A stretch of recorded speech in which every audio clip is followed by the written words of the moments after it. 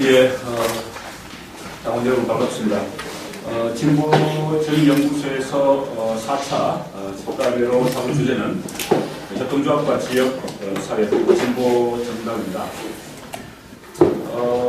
세상의 질서를 바꾸는 데는 세 가지가 필요하다고 이야기해요. 하나가 노동조합 운동이고요. 또 하나가 협동조합 운동. 그리고 세 번째가 노동자 정당 또는 진보 정당. 이 세 가지가 세상의 질서를 바꾸는 세 가지 중요한 축이라고 이야기합니다. 그건 단지 마르크스가 그렇게 이야기했을 뿐 아니고요. 여러분들이 아시는 스페인의 몬드라곤 협동조합의 지주인 돈보세 마리아 신부가 그렇게 이야기를 했죠. 그런데도 불구하고 한국 사회에서는 노동조합 운동에 대한 관심은 상당히 높아졌음에도 불구하고 실제로 협동조합 운동에 대한 관심은 그다지 주목받지 못했습니다. 그건 한국의 협동조합 운동이라 하는 것이 운동성을 상실했기 때문에 협동조합에 대한 일반의 그리고 노동조합에 대한 관심이 멀어졌기 때문이기도 할 것입니다. 그리고 또한 노동조합을 통해서 세상을 바꿀 수 있다고 하는 그 신념이 협동조합 운동에 대해서 조금 소홀히 하게 만들었던 그 배경이기도 한 것 같습니다. 최근에 협동조합 운동에 대한 관심이 상당히 높아지고 있습니다. 그래서 이 협동조합이 과연 세상을 바꾸어 나가는데 얼마만큼 중요한 역할을 하는 것인지에 대해서 우리가 좀 더 깊이 있게 살펴봐야 될 것 같습니다. 오늘 강의를 해주실 분은 김창진 교수님이신데요. 성공회대 사회학부 교수로 계시고요. 제가 요책을 가져왔는데 사회주의와 협동조합 운동이라는 책을 썼습니다. 혁명 전후 러시아의 국가와 협동조합 1905년에서 1930년에 러시아에서 벌어졌던 협동조합에 대한 논의와 실제로 실천 사례들을 모아놓은 책입니다. 꼭 한번 읽어봐 주십시오. 조금 비싸긴 해요. 33,000원씩. 하늘에서 그리고 또 최근에는 퀘벡에도 다녀오신 걸로 알고 있는데요. 그래서 캐나다의 퀘벡 같은 경우는 주정부 그리고 시민사회 노동조합 힘을 모아서 사회적 경제, 교수님 사회 경제를 표현했었는데요. 표현나가는 그랬던 퀘벡 모델을 펼쳐나가고 있는데 그 모델에 좀 주목하고 박원순 시장에게도 퀘벡 모델을 좀 주목하라 그렇게 말씀하셨던 적이 있습니다. 김창진 교수님의 강의를 듣고요. 오늘 개인적으로 제가 조금 바쁘고 피곤한 날입니다. 새벽 4시 반에 일어났어요. 제가 좀 아침 늦잠을 자는 스타일입니다. 그래서 수업도 가능하면 오전에는 안 만들고 오후에 하고 저녁 약속이 있는 건 반가운데 아침 약속은 아주 싫어하는 타입인데 할 수 없이 오늘은 새벽 4시 반에 일어났습니다.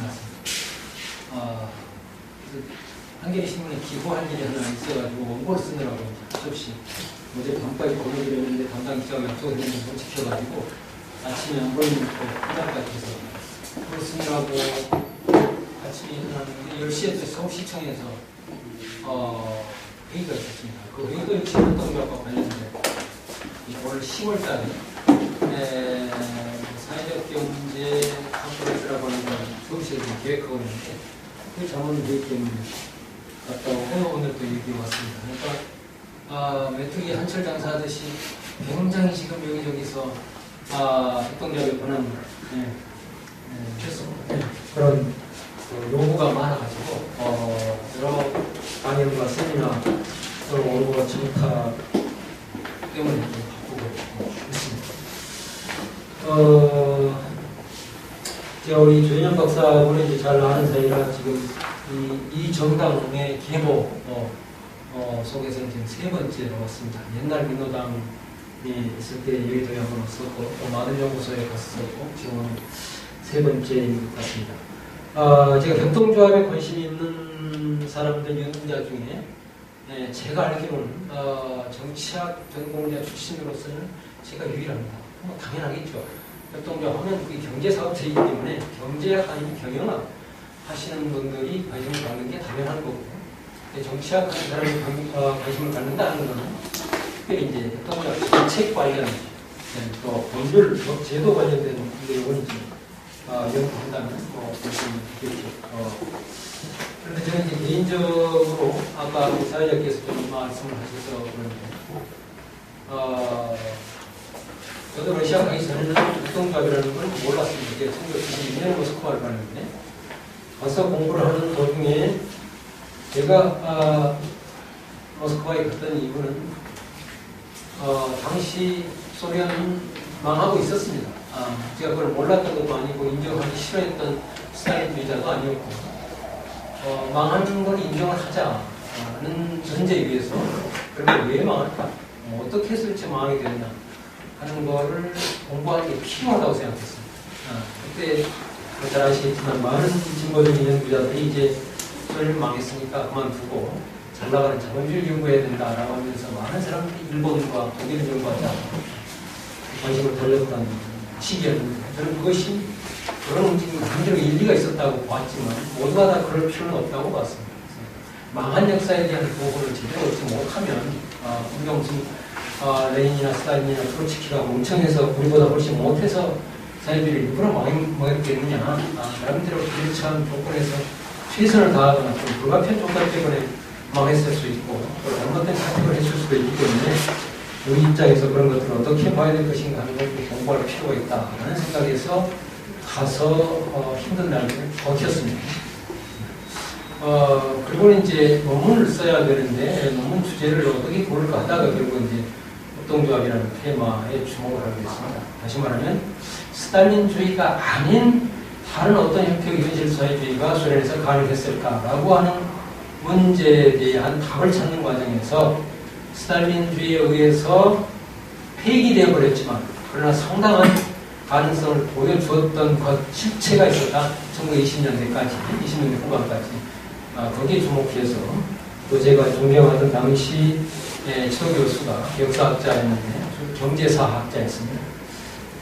그 양반이 또 협동조합에 대한 많은 저수를 남기고 그래서 그 양반 밑에 들어가서 공부를 하게 되면서 협동조합에 대해서 본격적으로 공부를 하기 시작했는데 독하겠죠. 그때 국내에 나와 있는 책으로는 지금 최근에 다시 재판이 나왔습니다. 우리 김성호 씨의 놈들하고 해서 배우자라고 하는 책이 그때 이제 막 번역이 되는 상황. 잠시 운동권의 반향을 일으켰지만 그 다음에 다시 또 그냥 여기 찾아 들었습니다. 아까 어떤 여러분이 말씀하셨다시피 이제 협동조합이라고 하는 것이 과연 사회 변화, 사회 개혁의 진로에서 어떤 위상을 가지고 있느냐, 사회 변혁의 수단 또는 중요한 경로로서 의미가 있는 것이냐라고 하는 원천적인 질문에 항상 부딪히죠. 그냥 무슨 별을 주기부 경제학이나 경영하다 하던 사람이 협동조합이라는 새로운 테마가 구상하니까 그냥 명문거리로 삼는다면 그런 질문을 할 필요가 없지만 우리 사회에 대한 실천적인 관심을 가진 사람으로서 협동조합을 공부한다면 항상 그 문제에 대한 고민을 하게 되고 또 여기저기서 그런 질문을 받게 되고 그렇습니다. 그런 질문에 대한 하나의 생각을 오늘 여러분들에게 피력한 자리가 되겠고 그러나 저는 진보정당의 무슨 당원 활동을 한 것도 아니고 진보정당의 무슨 리더십에 있었던 사람도 아니기 때문에 바깥에서 관찰하는 사람 또는 연구자 입장에서 제안하는 것이니까 제가 무슨 협동조합과 관련된 진보정당이 취해야 될 바는 이런 거다라는 정답을 제시하는 것이 아니라 이런 점이 있지 않을까라고 하는 제안을 그런 관점에서 얘기를 들어주십니다. 지금 협동조합 붐이라고 하는 게 일고 있습니다. 그건 좀 여러분들 아마 아시겠지만 2011년 12월에 이제 3당, 여야 3당 합의로 협동조합 교부가 통과돼서 1년 동안의 유예 기간을 거쳐서 지난 12월 1일부터 발효가 됐습니다. 그리고 박원순 시장이 작년 여름에 이제 협동조합 도시, 서울 협동조합 도시를 만들겠다고 선언을 했죠. 이게 굉장히 박 시장도 어쩔 수 없이 한국 사람이니까 내용도 없는데 먼저 선언부터 해놓고 이제 그걸 채우려고 허둥지둥 이제 오늘 회의도 지금 가서 그런 얘기 했습니다. 그런데 어쨌든 이렇게 법률이 통과되고 박 시장이 굉장히 강력하게 추진 의지를 보이고 하면서 한 달 평균 지금 100개 이상의 신규 협동조합이 등록해 있는 상황입니다. 지금 300개가 넘었습니다. 올 한 해 동안 내내 지금 이런 추세가 계속될 걸로 예상이 됩니다. 내년부터는 조금 이제 속도가 낮아지겠죠. 그리고 수많은 시민단체나 각급 공공기관, 구청, 공공도서관, 언론기관, 학교 등등에서 협동조합 강좌가 계속 열리고 있습니다. 그런데 여기서 제가 이제 지난주에도 여성능력개발원이라는 서울시 산하기관에서 여성 일자리 창출과 협동조합이라는 테마로 세미나를 하니까 좀 와달라고 해서 갔는데 깜짝 놀랐습니다. 그 넓은 강당에 한 300~400명이 가득 전국에서 올라오신 각 여성 단체 관련 다 모여 있었습니다. 그 열기가 너무너무 뜨거웠는데 깜짝 놀라서 너무나 열기가 뜨겁다라고 생각했는데 다른 한편으로 보면 과연 평소 진보 진영이나 또는 진보적인 언론 매체를 접하지 않는 일반인들도 과연 이런 열기가 있을까? 저는 상당히 의심스럽습니다. 아직도 저는 이 지금 진보 진영에 직접 몸을 담고 있거나 또는 과거에 학생운동을 했거나 이 주변 사람들 중심으로 지금 열기가 일어나고 있는 것이지 그냥 우리가 소위 말하는 그냥 대중, 일반 대중에게는 상당히 지금 아직도 거리가 있는 이런 문제가 아닌가라고 지금 짐작을 하는데 조사를 안 해봤어요. 모르겠습니다. 배경을 보면 아까 제가 이제 법률의 통과와 박 시장의 이제 드라이브 때문에 이렇게 붐이 일어나고 있다고 했는데 사실 그 배경에는 좀 더 깊은 것들이 있죠.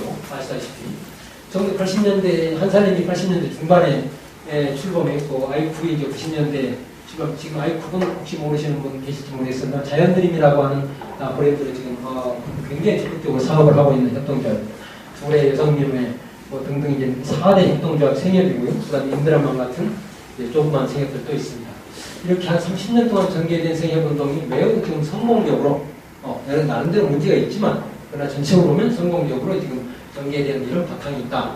그 다음에 이 협동조합 활동가들이 기본법 제정운동을 몇 년 동안 열심히 벌였습니다. 이 기본법이 뭐냐? 기본법은 모든 협동조합 부문을 다 총괄하는 법입니다. 기존에 그런 협동조합에 한국 협동조합 관련 법이 없었냐? 8개나 있었습니다. 농협법, 신협법, 무슨 여변처법 이런 식으로 8개나 있었는데 각 개별 부문만을 규제하는 법률이다 보니까 전체 기존 개별법에 포괄될 수 없는 새로운 부분이나 업종이라든가 또는 부분 간의 어떤 법조항의 충돌이라든가 이런 문제가 있을 수가 있는 거고 또 하나는 최소 30명에서 300명 정도가 인원이 모여야만 협동조합을 만들 수 있었습니다. 그런데 이번 기본법의 가장 진보적인 의미는 뭐냐면 4~5명만 모이면 협동조합을 만들 수 있겠다고 하는 협동조합의 진입장벽을 아주 크게 낮춰놓은 게 대표적인 진보적인 의미를 갖습니다. 물론 유럽이나 북미 등 근대 협동조합이 우리보다 더 많이 발전된 곳에서는 3명입니다. 기본적으로 3명만 모이면 협동조합을 결성할 수 있다고 했으니까 앞으로 이 기본법이 가진 한계 문제점을 앞으로 좀 개정해야 되는데 그때는 3명 선수를 낮추는 것도 중요한 과제 중에 하나입니다. 그 다음에 2008년 이후 이제 계속되는 경기 침체로 이런 문제가 발생하고 있고 특히 청년층과 베이비부머 세대가 이 협동조합에 대해서 대단히 큰 관심을 갖고 있습니다. 제가 개인적으로 1961년생인데요. 지금 베이비부머의 가장 가운데 있죠. 58년에서 63년 사이를 흔히 베이비부머의 이제 핵심 세대를 잡는데 지금 이제 58년생이면 우리 나이로 56세, 만 55세니까 은퇴를 하고 있습니다. 그러니까 앞으로 5년에서 10년 동안 계속 베이비부머들이 쏟아져 나올 상황인데요. 제가 무슨 이제 친구들은 개인적으로 사적인 자리에 가가지고 어떻게 술 한잔 마시다가 협동조합 얘기를 하다 보면 그 자리에 모였던 5~6명 친구들이 다 비를 쫑긋 하고 그게 뭐냐고 나도 같이 하자고 출자하겠다고 나 좀 뛰어달라고 이렇게 얘기를 합니다. 만약 3~4년 전에만 제가 그 얘기를 꺼냈어도 저 친구 그런 데 관심 있나 보다 하고 그냥 지나가 버렸을 그런 친구들인데 물론 옛날에 다 같이 학생운동하고 또 나름대로 생각을 가지고 사는 친구들이지만 협동조합에 대해서 특별히 관심이 없었죠. 그런데 이런 사회적 분위기가 형성되고 자기가 이제 곧 은퇴할 시기가 다가오니까 그러나 특별히 준비되거나 계획된 건 없고 하니까 협동조합 계속 이 신문에서 보도를 하고 하니까 바로 그거 한번 해보자. 저 친구가 그걸 공부하는구나. 그럼 같이 한번 해볼까라는 생각이 아주 적극적으로 드는 그런 경험을 여러 번 가졌습니다. 그다음에 뭐 이런 정책적인 게 있고 또 언론의 적극적인 보도가 작용해서 그런 것 같습니다. 그러면은 지금 전망하기 이르지만 막 이제 활동이 붐이 일고 있으니까 저는 올 한 해 동안은 계속 되리라고 봅니다. 내년부터는 이제 나름대로 조금 문제들이 생기면서 이제 상황이 조금 이렇게 전화들어가지 않을까 싶은데 어쨌든 우리 사회에서는 모든 문제가 한번 각광을 받으면 한 2, 3년을 가지고 보니 그러다가 이제 이렇게 푹 꺼져버리는 이런 상황이 이제 반복이 되는 거죠. 이게 이제 지역사회 주민들의 오랜 경험 및 역량 강화에 기반을 둔 협동조합 모델의 장점이 충분히 막 이렇게 확장되는 것이라기보다 기본법의 통과와 정부의 정책 주도로 형성된 측면이 지금은 크다라고 하는 거죠. 그러니까 위로부터 붐이 조성되는 측면이 크다라고 합니다. 그리고 경제사업 협동조합은 경제사업체란 말이에요. 무엇보다 사업체다. 협동조합 운동이면서 동시에 기업인데 이 기업을 잘 못하면 운동의 의미가 상실되는 거죠. 그래서 경제사업체로서 협동조합의 운영을 위한 사전 준비나 교육, 전문의 인력, 대응 전략 이런 것들이 미비하기 때문에 다수 조합들이 단기간 생존을 폐업할 가능성이 크다 그렇게 보고 있습니다. 그래서 수많은 시민단체나 진보진영에서 협동조합에 관심을 갖는 것은 좋은 일이지만 그런 섣불리 협동조합을 만들어가지고 운영하는 것을 매우 신중할 필요가 있다라는 그런 생각이 듭니다. 참고로 퀘벡의 협동조합을 좀 연구를 하고 있는데요. 생존율을 조사해보면 일반 사기업보다 평균 2배 높은 생존율을 보여줍니다. 5년 후, 10년 후를 비교해봤어요. 일반 사기업 주식회사하고 협동조합하고. 그랬더니 협동조합이 2배 더 높더라는 거죠. 5년 후에는 60 몇 프로, 10년 후에도 44%가 이렇게 돼가지고 높습니다. 그러나 저거는 전체적으로 평가했을 때 그렇지 모든 부분의 협동조합이 다 사기업보다 생존율 2배 높다는 것을 의미하는 것은 아닙니다. 그런데 건설업이나 조선업이나 이런 데서 협동조합이 사기업보다 생존율이 높을 수가 없습니다. 그러니까 협동조합이 장점을 발휘하는 생존율이 높은 영역이 있고 그렇지 못한 영역이 있는 것이요. 우리가 자본주의 시장경제 체제 내에서 활동을 해야 되기 때문에 그런데 협약은 법적으로나 사회적인 신뢰도의 측면에서나 모든 점에서 또는 이제 사회적 금융 체제의 뒷받침에서나 한국 사회보다 훨씬 양호합니다, 조건이. 그런데 2배라고 한다면 한국 사회에서는 아마 일반 사기업하고 별로 생존율이 차이가 없는 그런 식으로 나타날 거예요. 제가 작년인가 신문 기사를 보니까 한 해 자영업이 한 해 평균 60만 개가 생기는데 58만 개가 몇 년 안에 망한다고 그런 기사를 본 적이 있습니다. 그런 식의 근처에 없는 그런 대실패 사례가 협동조합에서 발생하지 않아야 할 텐데 걱정되는 바가 있습니다. 그럼에도 불구하고 일부에서는 개별적인 협동조합 또는 일부 지역에서 예컨대 한국에서 예를 들자면 강원도 원주라든가 충남 홍성이라든가 전라도 완주라든가 또는 뭐 서울의 마포라든가 등등에서 이제 협동조합들이 나름대로 체를 잡고 있는 상황을 보이고 있는데 일부 개별적인 또는 지역의 협동조합들의 성공 모델이 아마 나타날 걸로 이렇게 보이고 있습니다. 그래서 이들이 이제 민관 협력의 지역 개발이라든가 또는 주민 주도의 사회복지 체계라든가 경제 민주화로서의 대안의 가능성이 이 부분 제가 나중에 다시 말씀드리겠습니다. 이런 것들이 조금 현실화될 성과를 거둘 수 있을 것이다라고 생각합니다.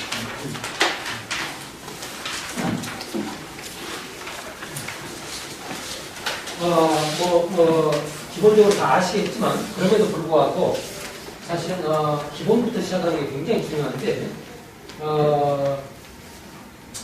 협동조합의 정의와 치고 ICA라고 하는 세계협동조합연맹에서 정한 겁니다. 세계협동조합연맹은 그러니까 주기적으로 회의를 열어가지고 협동조합의 정의와 부분, 뭐 여러 가지 정책 이런 것들이 이제 국제적으로 논의해서 정하는 그런 자리를 마련하는데 이게 1990년대에 만들어진 그런 정의에서 공동으로 소유되고 민주적으로 운영되는 사업체를 통해서 공통의 경제사회 문화적 필요와 욕구를 충족시키고자 하는 사람들이 자발적으로 결성한 자율적인 조직이다. 겉으로 보기에는 굉장히 좋은 말만 다 써놓은 것처럼 보이지만 현실적으로는 이 정의를 지킨다든가 현실의 협동조합을 이 정의에 기초해서 판별한다든가 하는 것은 대단히 쉬운 문제가 아닙니다. 매우 어려운 문제입니다. 공동으로 소유되고 민주적으로 운영되는 jointly owned and democratically controlled 라고 되어 있는데 이게 과연 뭘 의미하느냐? 공동으로 소유한다는 게 뭘 의미하느냐? 민주적으로 통제한다는 게 뭐냐? 이게 쉬운 문제가 아닙니다. 실제 현실에서 들어가 보면 어느 정도까지를 공동으로 소유한다고 할 것이며 예컨대 협동조합의 결성에서부터 의사결정, 운영 또는 협동조합의 해산 시에 그 재산의 분할 문제 이런 것들이 많은 문제가 법적으로 또는 제도적으로 관행적으로 많은 문제가 얽혀 있습니다. 쉬운 문제가 아닙니다. 또 하나 이제 공통의 경제, 사회, 문화적 필요와 욕구라고 했습니다. 굉장히 광범위하게 협동조합을 정의하고 있습니다. 아까 제가 협동조합은 경제사업체라고 말했는데 당연히 경제적 필요와 욕구가 1차적인 것이지만 그럼에도 불구하고 협동조합은 이 사회 문화적인 필요와 욕구라고 하는 것까지 광범위하게 인정을 하고 있습니다. 그러니까 이것이 바로 협동조합이 지역사회에 기여하고 사회운동으로서 의미를 지닐 수 있는 대단히 중요한 포인트다. 사회 문화적 필요와 욕구를 반영한다고 합니다. 그 다음에 자발적으로 결성한 자율적인 조직이다. 협동조합의 독립성, 자주성 이런 것들을 의미하는 것인데 이 부분도 그렇게 단순하지 않습니다. 협동조합의 독립성과 자주성을 어디까지 볼 것인가 라고 하는 것이 정부와의 관계를 어떻게 설정할 것인가. 그냥 협동조합은 자율적인 조직이어야 되니까 일체 정부로부터의 어떠한 지원, 간섭은 물론이거냐 지원도 받지 말아야 됩니다. 아니면은 간섭은 받지 말아야 되지만 지원은 받을 수가 있는가? 어느 정도까지를 지원이라고 봐야 될 것인가? 라고 하는 이러다 결코 간단치 않은 문제도 현실에서는 발생합니다. 실원칙인 7가지가 원칙이 있는데요. 자발적이고 개방적인 조합은 제도, 협동조합은 누가 의무적으로 요구하는 게 아니고 자발적입니다. 그러나 실제로는 제한적일 수 있습니다. 원칙적으로 협동조합에 가입하고자 협동조합 결성하고자 하는 사람들을 인종이나 성이나 종교나 이런 거에 따라 차별하지 말라고 하는 것이지 실제로는 예컨대 농업협동조합을 결성한다 할 때 도시의 상공업에 종사하는 사람이 농업협동조합에 가입하고 싶다고 해서 가입시켜준다면 차별 금지이기 때문에 개방적인 조합을 가입시켜준다면 그리고 그런 상공업에 종사하는 사람들이 꽤 비중이 높다면 그 농업협동조합 정체성은 어떻게 될 것인가 하는 거죠. 이럴 때는 그 정관에 따라서 실제로 직접 농업에 종사하는 사람으로 한정한다 라든가 또는 과거에 농업에 종사하는 사람들까지 포함한다라든가 여러 가지 제한 규정을 두게 됩니다. 실제로 어떤 업종에 어떤 형태의 협동조합을 만드느냐에 따라서 이 첫 번째 규정은 사실상 조금 제한적인 조항을 둘 수 있는 겁니다.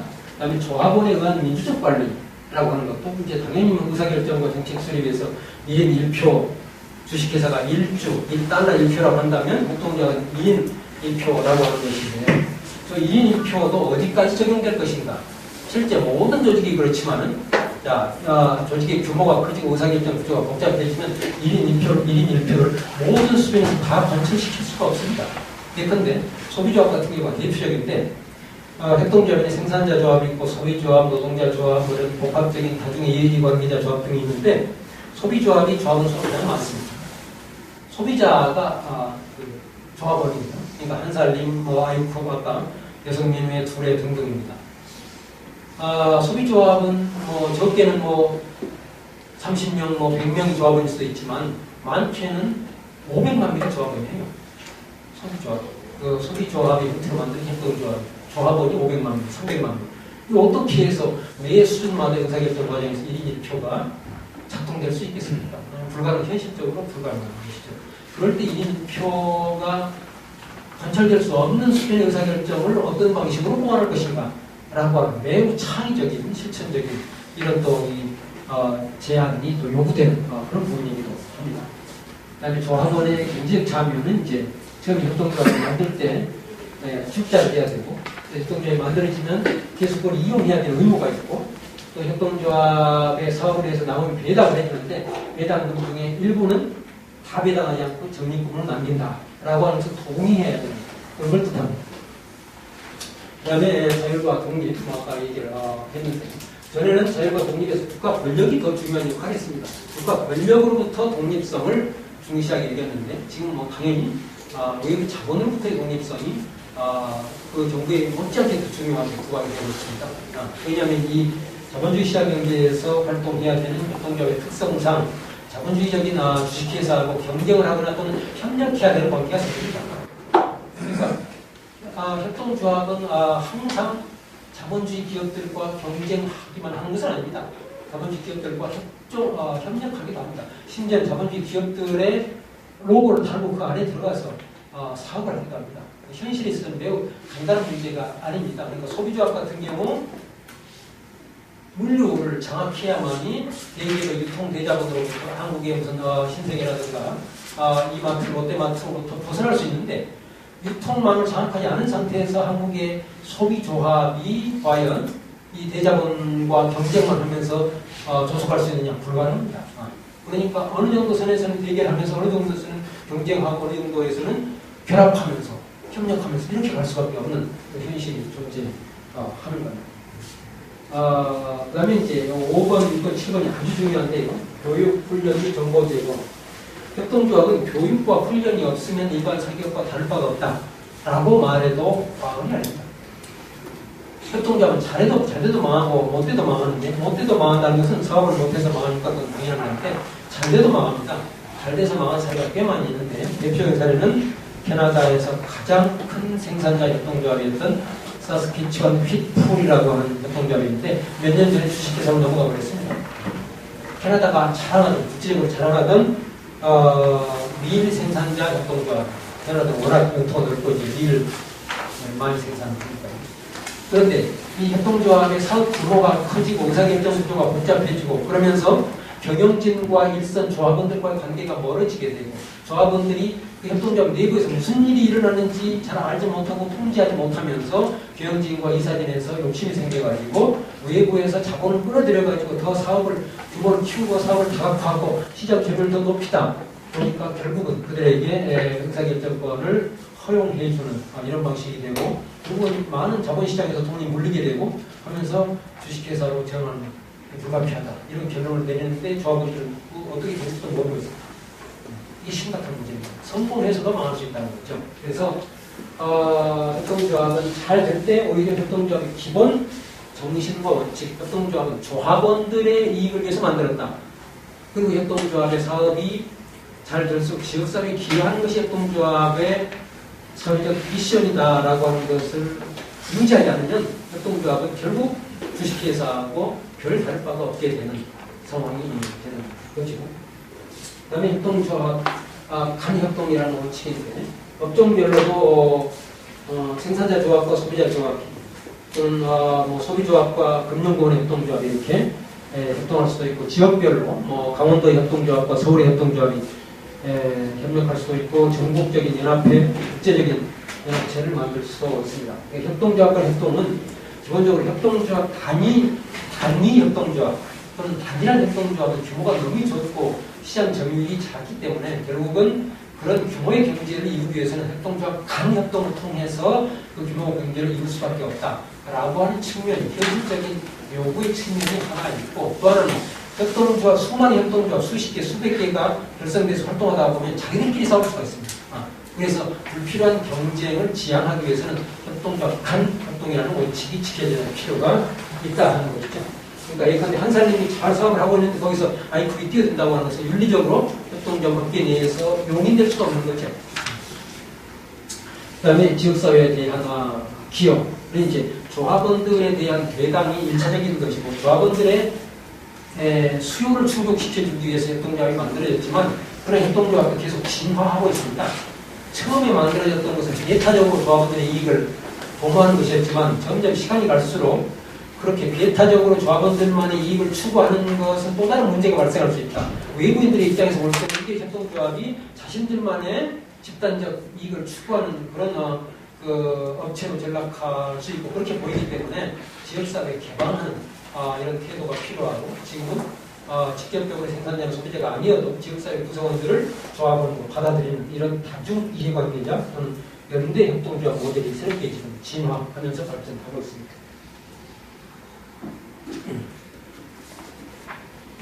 그래서 이제 우리가 오늘 지역사회와 협동조합을 얘기를 할 때, 이 원칙 중에서 협동조합, 반협동, 또는 그 다음에 이건 길게 얘기를 하겠습니다. 지역사회에 대한 기업, 이런 것들을 이제 염두에 두면서 얘기를 해보자는 취지에서 제가 서울격으로 얘기를 한 겁니다. 그래서 지역사회에 대한 협동조합이 기여하는 게 뭘 말하는 거냐라고 하는 거죠. 구체적으로 말하면 한 3가지 정도로 얘기할 수 있겠다 하는 겁니다.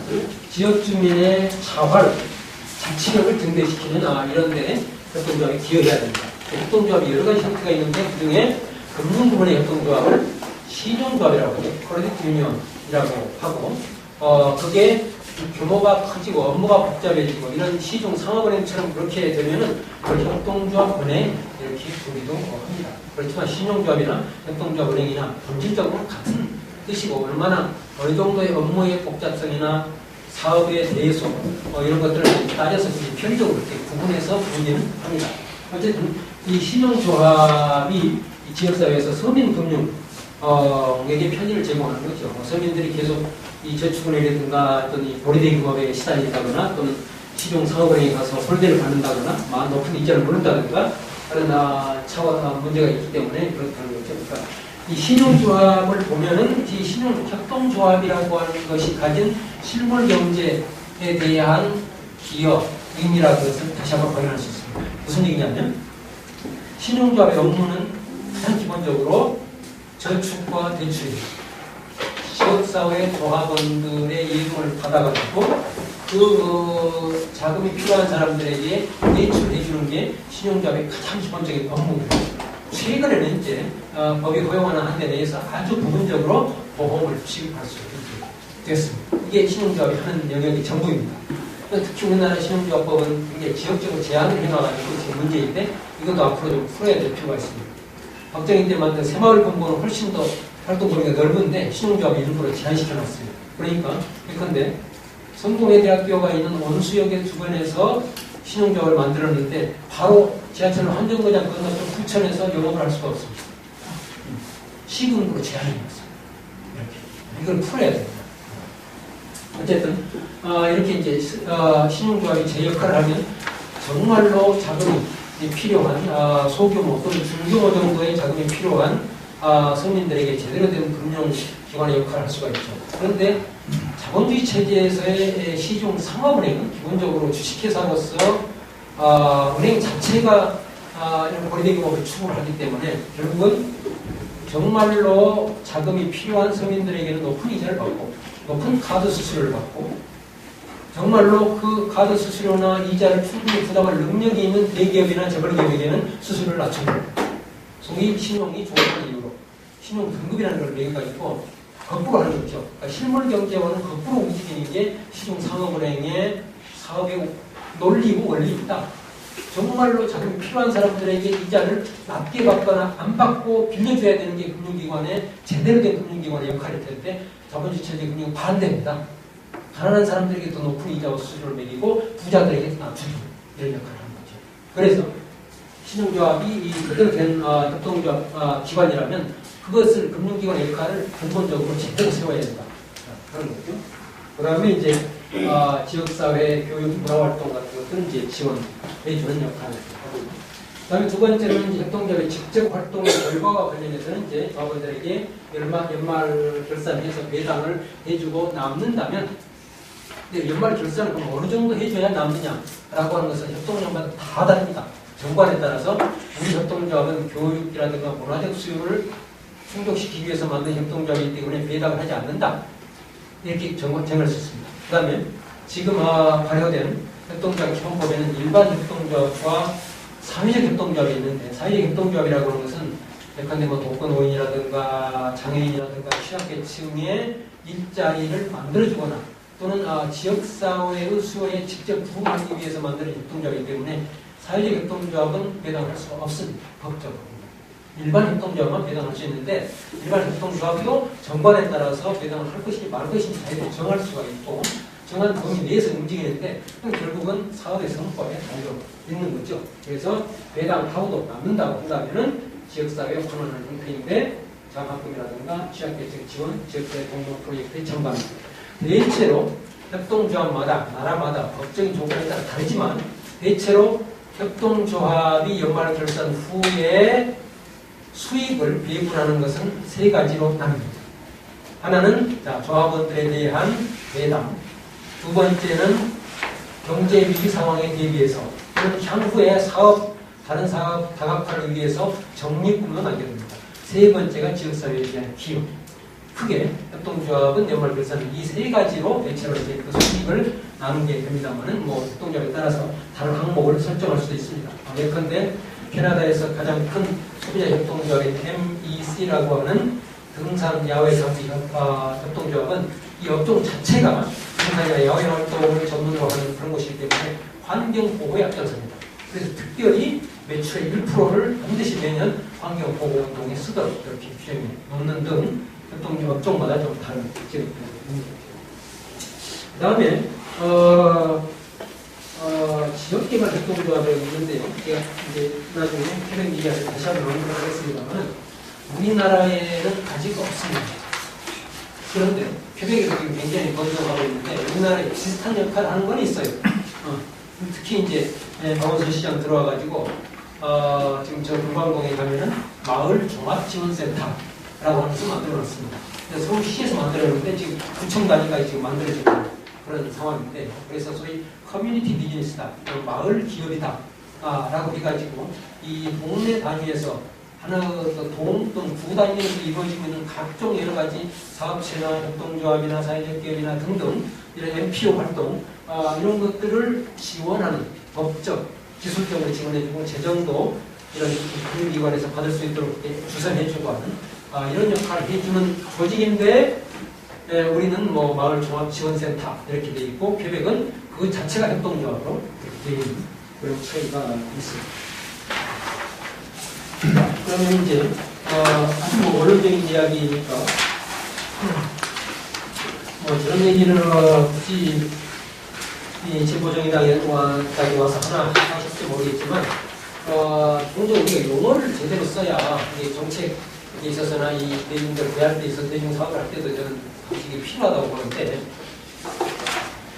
지역사회와 협동조합, 지역개발과 협동조합이라고 할 때 그게 구체적으로 어떤 수준에서 우리가 봐야 될 것인가라고 하는 그런 문제가 있습니다. 그래서 우리가 흔히 지역이라고 말할 때는 그냥 커뮤니티나 로컬 또는 좀 더 범위가 넓어지면은 영어로 이제 리전이라고 하는 이걸 이제 지역이라고 표현할 수가 있겠는데 우리가 이제 지역보다는 사실 지방이라는 말 더 많이 쓰죠. 서울과 지방, 지방정부, 지방에서 활동한다, 이렇게 많이 쓰는데 사실 지역은 대단히 수평적이고 동등한 개념이고 지방은 대단히 이제 수직적인 공통적인 개념인데 물론 일반 대중들 보통 일상생활할 때는 섞어서 상관이 없지만 우리가 정책적 수준에서는 사실 좀 구별해서 쓸 필요가 있다 하는 그런 생각이 듭니다.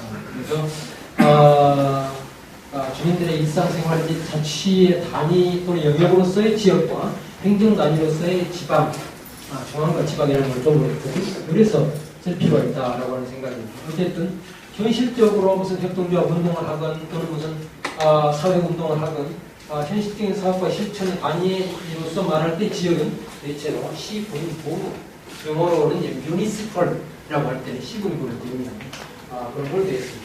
그 다음에 개발과 발전이라는 말, 결국은 영어로는 다 development인데 사실은 하나의 이 언어가 다른 언어로 정확하게 번역이 안 되잖아요. 뉘앙스의 차이가 있으니까. 같은 development지만 그러나 우리가 한자말로 번역을 할 때는 사실 뉘앙스의 차이가 있습니다. 그래서 개발을 할 때는 대체로 양적인 개념이고 수치로 나타나는 GDP다, GNP다, 성장률을 말하는 것이고 발전이라고 하는 것은 질적인 개념인데 우리는 개발이라고 말해야 되는데 발전이라고 그냥 섞어서 있는 경우가 많이 많습니다. 경제 발전이라는 말을 그냥 많이 쓰는 거죠. 그래서 박정희 때 경제 발전은 잘 됐지만 인권은 탄압다 이런 식입니다. 근데 과연 박정희 때 경제 발전이 잘 됐나? 우리 다시 생각해 볼 필요가 있습니다. 경제 개발이 잘 됐지만은 경제 발전이 잘 됐나? 경제 발전이 잘 됐으면 지역별로 계층별로 골고루 혜택이 돌아갔어야 경제 발전이 잘 되는 게 아닌가라고 한번 질문할 필요가 있다 하는 거죠. 그 다음에 이제 지역개발과 관련해서 전통적 접근이 다 아시는 이런 토목사 위주고 결국 여러분들의 관심을 가질 부분은 역시 전통적인 이런 지역개발이라고 하는 것은 보수 정당이 지역적 기반 확대하는 거죠. 서민층을 다 쓸어버리고 뉴타운 만들면 대부분 한나라당, 새누리당의 지지로 가는 뭐 그런 걸 우리가 많이 봤습니다. 물론 그렇지 않은 부분도 있죠. 그다음에 이제 혁신적 접근이라고 해서 최근에 이제 소위 이 소셜 이코노미, 사회적 경제와 관련해서 지역 개발 또는 도시 혁신, 도시 재생, 특히 뭐 서울시에서 관심을 갖는 부분입니다. 이럴 때 이제 혁신적 접근인데, 이거는 이제 위로부터 일방적 자원 투입이 아니라 주민의 필요가 실제적으로 무엇인가를 조사를 해가지고 주민들의 필요를 듣고서 그거를 이제 고치는 방식, 주거 및 생활환경 개선을 하는 것입니다. 같은 하부구조, 같은 하드웨어의 개선이라고 할지라도 그 방식이 접근 방식이 다르다는 거죠. 그 다음에 이제 주체가 지금 여기서는 뭐 이 대기업이라든가 정부인데 여기서는 이제 활동가라든가 중간 지원 조직이라든가 자원봉사자 등 지역민이 주도해서 사회복지 전달 체계를 이제 바꾸는 이런 방식이 되겠고, 결국 이제 원론적으로 말하면 주민 주권이 실현되는 지역생활 복지를 확보하는 것이기 때문에, 따라서 이게 결국 지역공동체의 신뢰 문화와 사회적 자본을 육성하고 진보정당의 지역사회 기반의 잠재력, 지역사회 기반을 곧바로 연결시킨다고 말하기 힘들죠. 그래서 이거 잠재력이라는 표현. 그러면 한국의 협동조합이 역사적으로 지역개발, 그리고 지역사회에 어떤 연관을 맺어왔는가를 잠시 제가 역사적으로 단추인 다음에 현실적인 얘기를 해보겠습니다. 1960년대, 70년대 신협운동이 굉장히 활발하게 일어났습니다. 아마 지금 좀 연세가 드신 분들, 60대, 70대 분들에게 아마 대화하실 기회가 있었으면 들으셨을지 모르겠는데, 60년대와 70년대 신협운동이 굉장히 진보적인 사회운동의 하나였습니다. 그러니까 그 이후로 그냥 노동운동이 사회운동의 중심이 되다 보니까 그걸 잊어버렸는데, 사실은 50년대 말에서 60년대 초에 진보적인 지식인들이 신협운동에 많이 운동권으로서 뛰어들었다 하는 겁니다. 그렇게 해서 1970년대까지 한국의 신협운동은 굉장히 건강하게 운동성을 가지고 협동조합으로서 발전을 했습니다. 그렇게 해서 아시아 각국에서 한국의 신협운동을 배우고 다 연수를 왔습니다. 지금 한국에서 다 외국 볼로냐를 보러 간다, 몬드라곤 보러 간다, 퀘벡 보러 간다 나가고 있지만 70년대는 다 아시아 각국에서 한국의 신협을 보러 왔습니다. 한국 신협중앙회장이 아시아 신협연합회 회장을 몇 년씩 하고 그럴 정도였습니다. 그러던 게 이제 80년대 들어오면서 이 신협을 경영하던 사람들이 이제 기존의 시중 상업은행 방식으로 이제 영업 위주로 이제 이렇게 사업을 진행하면서 이 신협의 협동조합의 정체성과 정신을 상실하게 되고, 결국 90년대에 넘어오면서 이제 IMF를 만나가지고 구제금융을 받게 되면서 그냥 부실한 게 많이 이제 생겼어요. 80년대를 통해가지고 너무 협동조합 부실 준비가 안 된 협동조합 정신을 갖지 않은 사람들이 여기서 신협을 설립해가지고 운영하다 보니까 결국 최근에 저축은행처럼 그런 사태가 벌어졌습니다. 그러니까 공적 자금이 투입되니까 당연히 반칙의 대상이 되고, 그래서 지금은 그냥 우리가 신협하면 그냥 제2금융권의 하나라는 일반적인 인식이 생겨버린 안타까운 상황이었습니다.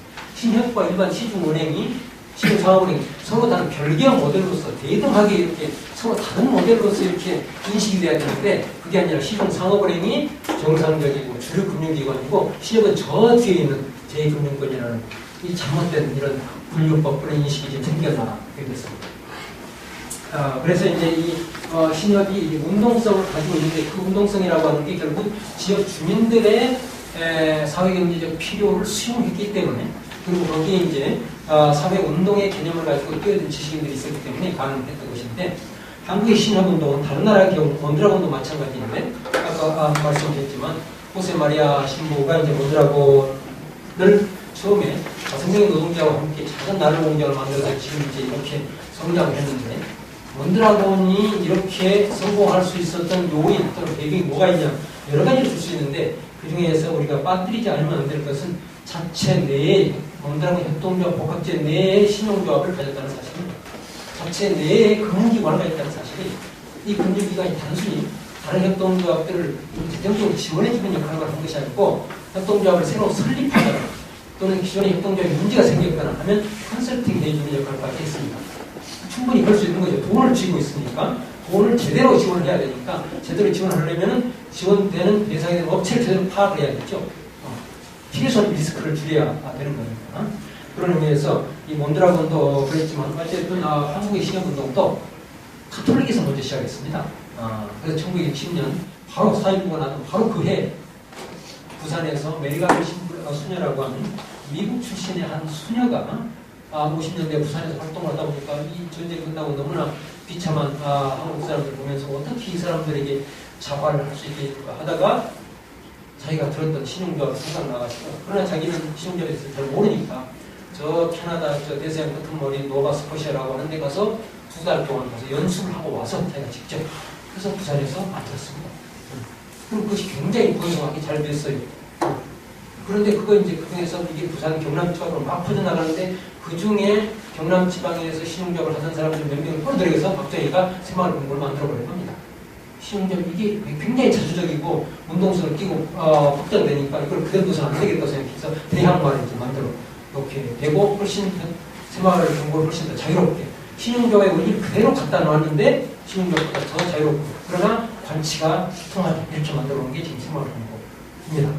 그 다음에 서울에서 또 하나, 그 메리가벨 수녀와는 아무 상관이 없이, 서로 연락이 없이 장대희 신부라는 분이 또 서울에서 똑같은 생각을 가지고 또 똑같은 노바스코시아 가가지고 1년 동안 공부를 하시고 돌아와서 서울의 중앙시험을 만들었는데 유감스럽게도 얼마 못 가서 뭐 여러 가지 내분이라든가 문제 생겨서 그런 오래 같이 못했습니다. 그렇게 해서 당시 60년대, 70년대에는 이 서민들이 고리대금을 사용하지 않고서 안정적인 금융기관을 이용해야 될 필요성이 절실했기 때문에 지금처럼 이 금융상품이 다양화되지도 않았었고 막 시골처럼 그렇게 시골을 많이 파야되지도 않았었기 때문에 신용조합의 역할이 굉장히 중요했습니다. 그래서 그 역할을 충실하겠다 하는 겁니다. 그런데 이 신협이 아직도 운동성을 가진 신협은 전국에 지금 몇 개 안 되니까 서울 성동구의 농골 신협을 비롯해서 원주의 밝음 신협 등등 다섯 손가락. 지금 한국의 농협이 전국적으로 한 900개가 넘는 지점이 있는데 다섯 손가락 정도 안에 드는 농협만이 건전하게 영업을 하는 것처럼 신협도 지금 그런 상황입니다. 나중에 제가 다시 한번 말씀드리겠습니다. 그 다음에 80년대 이후 아까 말씀드린 한살림을 비롯한 생협운동이 안전한 먹을거리와 또 지역 생산자의 보호라고 하는 가치를 내걸고 급속도로 지금 성장하고 있습니다. 한살림의 지금 조합은 한 30만 정도. 그 다음에 아이컵 조합원이 지금 한 25만 정도 급속도로 커져나가고 있는데, 지금 매출 규모도 한살림이 한 2,000억에서 2,500억, 아이컵 자연드림이라는 마크를 달고 전국에서 지금 매장을 급속도로 늘리고 있는 아이컵이 작년 기준으로 매출이 3,000억이었습니다. 그런데 이 CEO 굉장히 경영력이 탁월하다는 칭찬도 듣고 또 우려도 비난도 듣는 이 친구의 아주 자신 있는 전망인데 앞으로 10년 동안 아이컵의 매출 1조 5천억으로 늘리겠다는 야심찬 계획을 가지고 있고 제가 보건대는 게 실현될 가능성이 아주 높습니다. 한국 사회 조건이나 지금 봤을 때 어쨌든 앞으로 생기는 굉장히 그 비중이 한국 사회에서 커지고 이런 유통대자본, 농식품 자본과 대항할 수 있는 그런 세력으로 앞으로 10년 내에 성장할 가능성이 꽤 크다 저는 그렇게 보고 있습니다. 1990년대 이후에는 이제 마을 만들기, 특히 마포의 성미산 마을을 중심으로 한 일부 이제 그런 중산층 또는 서민층에서 스스로가 이제 커뮤니티를 만드는 그런 성공적인 사례들이 전국적으로 서울, 부산, 원주, 홍성 등등 몇몇 사례들이 보여지고 있습니다. 그다음에 이제 최근에 협동조합 붐이 불고 있고요. 그래서 협동조합과 관련해서는 제가 이제 중요한 도전 과제로 앞으로 보는 게 두 가지인데, 하나는 기존의 협동조합, 농협과 신협을 어떻게 개혁할 것인가. 지금 역사가 벌써 50년, 60년이 되고 엄청난 인적, 물적 자본을 가지고 있기 때문에 저걸 우리가 저거 타락했다, 문제가 있다, 무시할 것만 아니다. 그렇죠? 최대한 개혁할 수 있는, 밖에서 저도 혼자 두고서 개혁하는 가정이 안 되는 거죠. 그러니까 밖에서 압력을 넣어야만이 내부에서 좀 그나마 괜찮은 생각을 가진 사람들이 내부 자정운동을 벌일 수 있는 공간을 우리가 만들어줄 수가 있기 때문에 최대한 농업과 신협의 개혁운동을 벌이면서 다른 한편으로는 농협이나 신협이 아닌 새로운 협동조합 운동을 보여나가는 이중 투트랙으로 갈 수밖에 없다라고 합니다. 그래서 어떻게 이 엄청난 물적, 인적 자본을 가진 농협과 신협을 개혁해낼 것인가 라고 하는 게 중요한 과제의 하나로 보고 있고, 또 하나는 노동조합과 협동조합. 입니다. 오늘 새벽에 일어나서 기사를 썼던 것도 이제 저는 그의 사례에 대해서 쓴 건데요.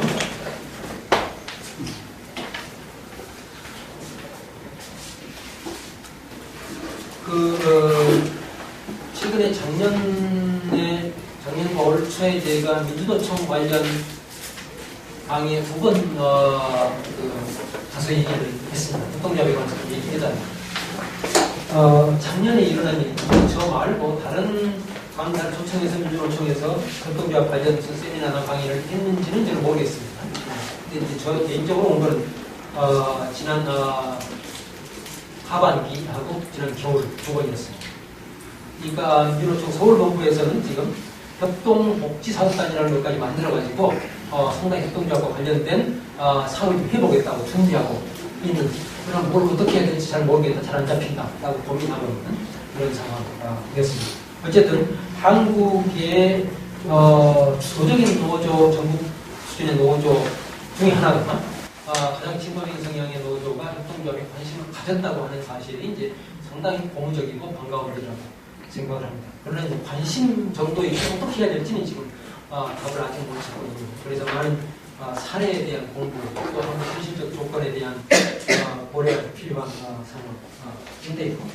그래서 일단은 지금 다른 나라 사례에서 협동조합과 노동조합과 어떤 관계를 맺고 있고 서로 어떤 상호 보완적인 역할을 하는가에 관한 자료 또는 정보가 우선 필요한 상황인데, 그래서 제가 지금 퀘벡에서 일어나고 있는 노동자 협동조합의 여러 가지 형태 중에 노동자 협동조합하고, 그 다음에 전국적인 조직 역량을 갖춘 중앙노조연합회가 사회연대기금 또는 다른 말로는 노동연대기금이라는 걸 통해 가지고 직접 기업들에 투자를 하면서 거기서 얻어낸 수익으로 노동자들의 은퇴, 연금 및 생활 조건의 개선에 직접적으로 기여하는 이런 방식이 있고, 또 하나는 이제 노동자 지분 소유 협동조합이 좀 복잡한 내용이 있는데, 어쨌든 그런 3가지 모델이 지금 퀘벡에서 보여지고 있습니다. 그걸 제가 소개를 하는 기사를 쓰고 강의를 하고 있습니다만, 어쨌든 그런 부분에서 이제 한국의 노동조합, 민주노총이 과연 앞으로 협동조합과 관련해서 어떤 태도를 취하고 어떤 사업을 어떻게 벌려나갈 것인가 하는 게 저는 한국의 노동운동과 한국 협동조합 운동에 대단히 중요한 의미가 있다, 이렇게 생각을 합니다. 물론 이런 조직운동과 상관이 없는 일반인들의 하는 협동조합도 그 자체가 굉장히 중요한 것이지만, 이미 수만 명, 수십만 명의 조합원을 가진 조직에서 협동조합에 대한 건전한 관심을 가지고 사업을 한다는 것이 대단히 중요한 일이다라고 생각을 하기 때문에, 저는 이제 개인적으로는 협동조합에 대한 연구자이자 교육자의 한 사람을 자임하면서 이 노조에서 어떻게 협동조합을 잘할 수 있는가 하는 것 같고, 또 하나는 종교기관에서 한국의 그 엄청난 회원들을 거느리고 있는 종교기관에서 어떻게 협동조합 친화적인 이런 문화를 만들고 협동조합에 관여하게 할 수 있는가 하는 걸 저는 개인적으로 중요한 과제로 삼고 있습니다. 개신교는 저는 별로 기대하지 않고요. 가톨릭과 불교 쪽에는 상당한 성공이 워낙 교포가 적지만 상당한 이제 가능성이 있다고 보고 있습니다. 그다음에 협동조합과 진보정당인데요.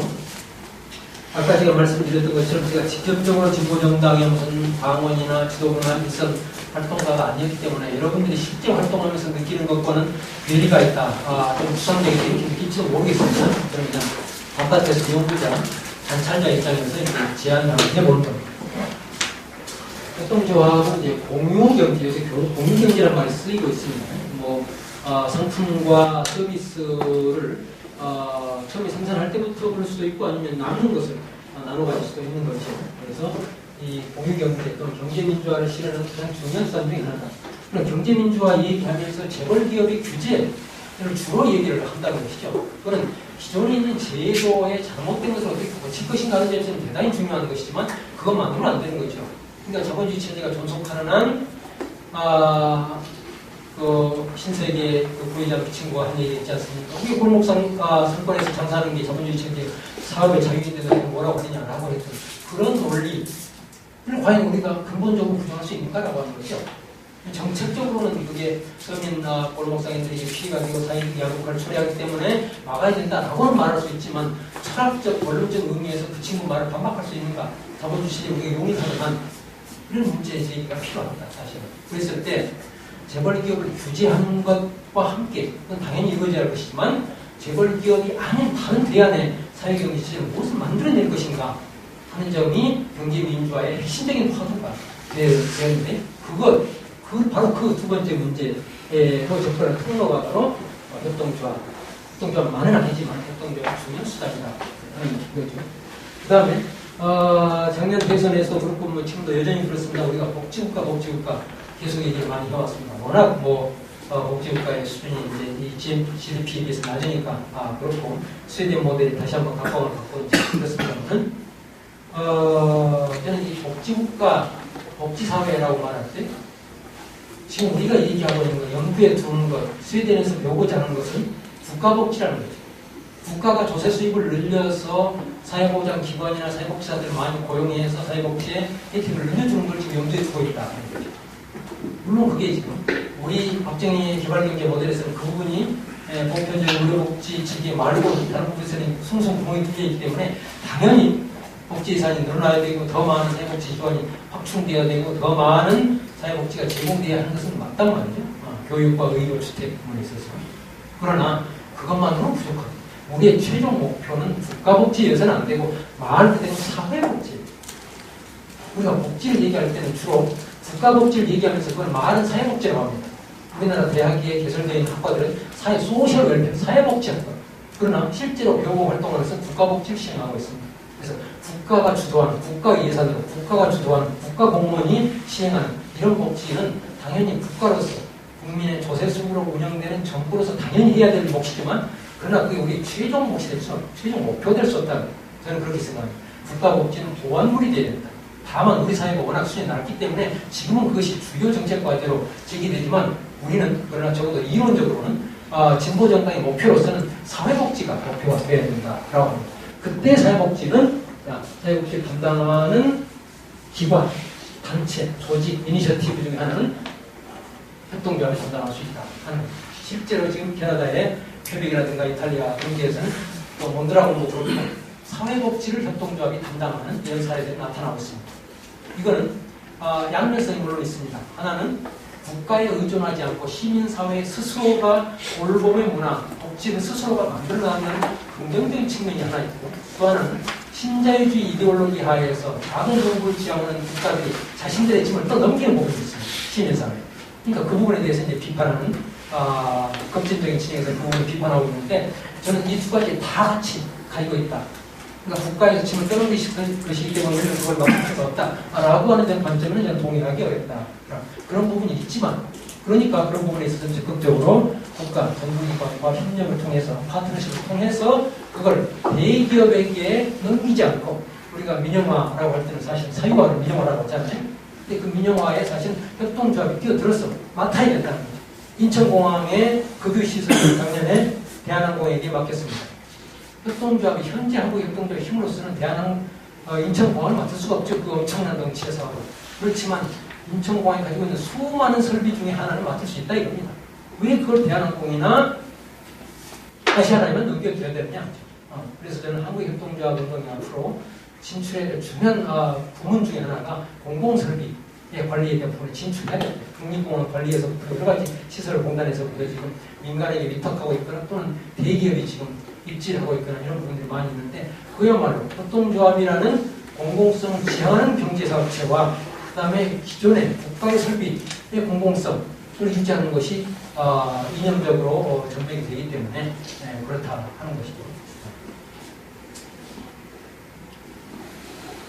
그 다음에 이제 사회적으로 보면 협동조합은 사회적 신뢰 기반을 조성하고 사회적 자본 특별한 사회 제도의 하나인데 사실은 협동조합은 사회적 신뢰가 전제되어 있지 않으면 잘 발달되기 어렵습니다. 그 점이 제가 한국에서 이렇게 계속 엄청난 붐이 일어나가지고 여기저기서 협동조합이 만들어질 때는 잘 안 되고 망하는 협동조합이 많을 것이다라고 예상하는 근거 중에 하나이기도 합니다. 협동조합은 기본적으로 개인주의가 발달해 있으면서도 동시에 타자의 자유를 인정하고 우리가 공동체를 이루어서 살아나간다고 하는 공동의식이라든가 사회적 신뢰가 유지될 때 가장 역동적으로 잘 발전할 수 있는데 우리는 그런 점에서 대단히 취약한 상황입니다. 개인주의, 아주 나쁜 의미의 개인주의, 이기주의가 만연해 있고 모든 것을 개인 아니면 가족 단위로 해결해야 된다고 하는 일반적인 인식이 너무나 강하기 때문에 협동조합이 만들어진다고 하는 그 안에서도 이런 수업이라든가 사리사욕을 채우기 위해서 이용한다든가 하는 많은 사례가 발생할 수가 있습니다. 실제로 작년에 경찰 조사까지 돌아서 뉴스에 많이 나오고 있는데 의료생협, 동네 의료생협이 지금 전국에 200개가 있는데 그중에 180개가 가짜입니다. 20개만 진짜 생협 운동을 하는 사람들이 있고 나머지 180개는 뭐냐? 거리대행 노동자들, 부동산 투입분들이 의사를 형식적으로 고용해놓고 유령 조합원들을 300명 모아놓고 장사를 하는 겁니다.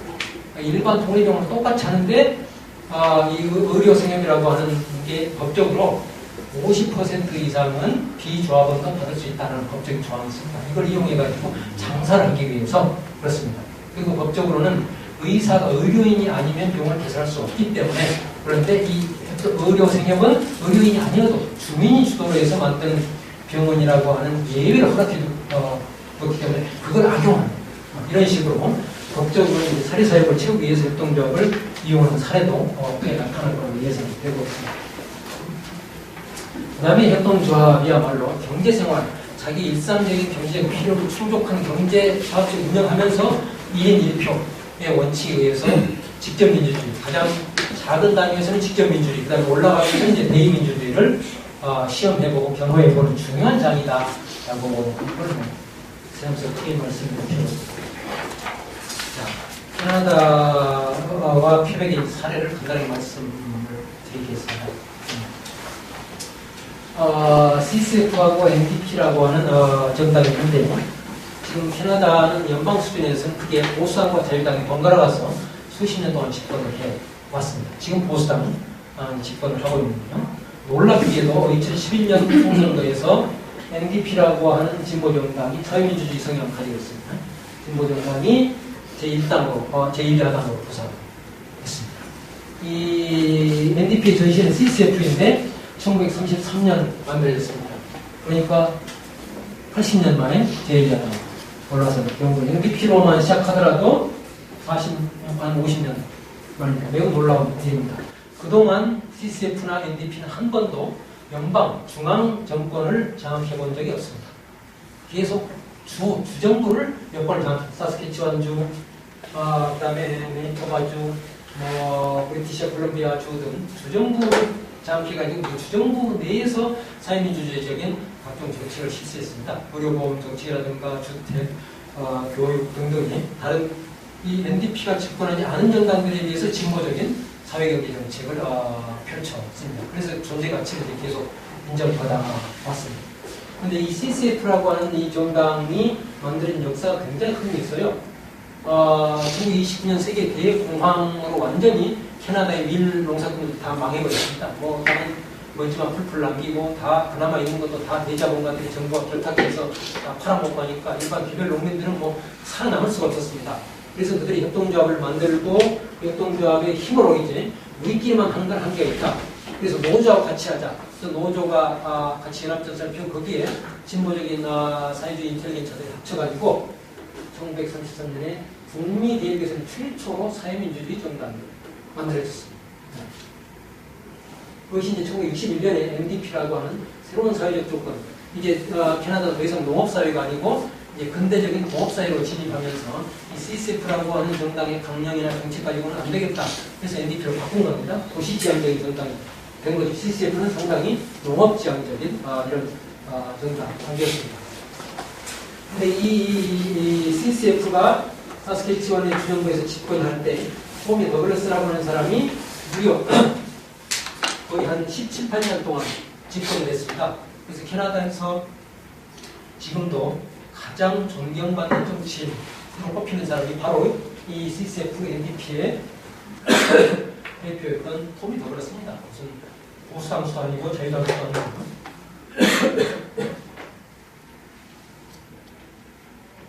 그럼 이 사람이 왜 그렇게 캐나다에서 가장 존경받는 정치인이 되었냐면 대표적인 여러 가지 업적이 있지만 대표적으로는 캐나다에서 최초로 보편적인 의료보험제를 도입했습니다.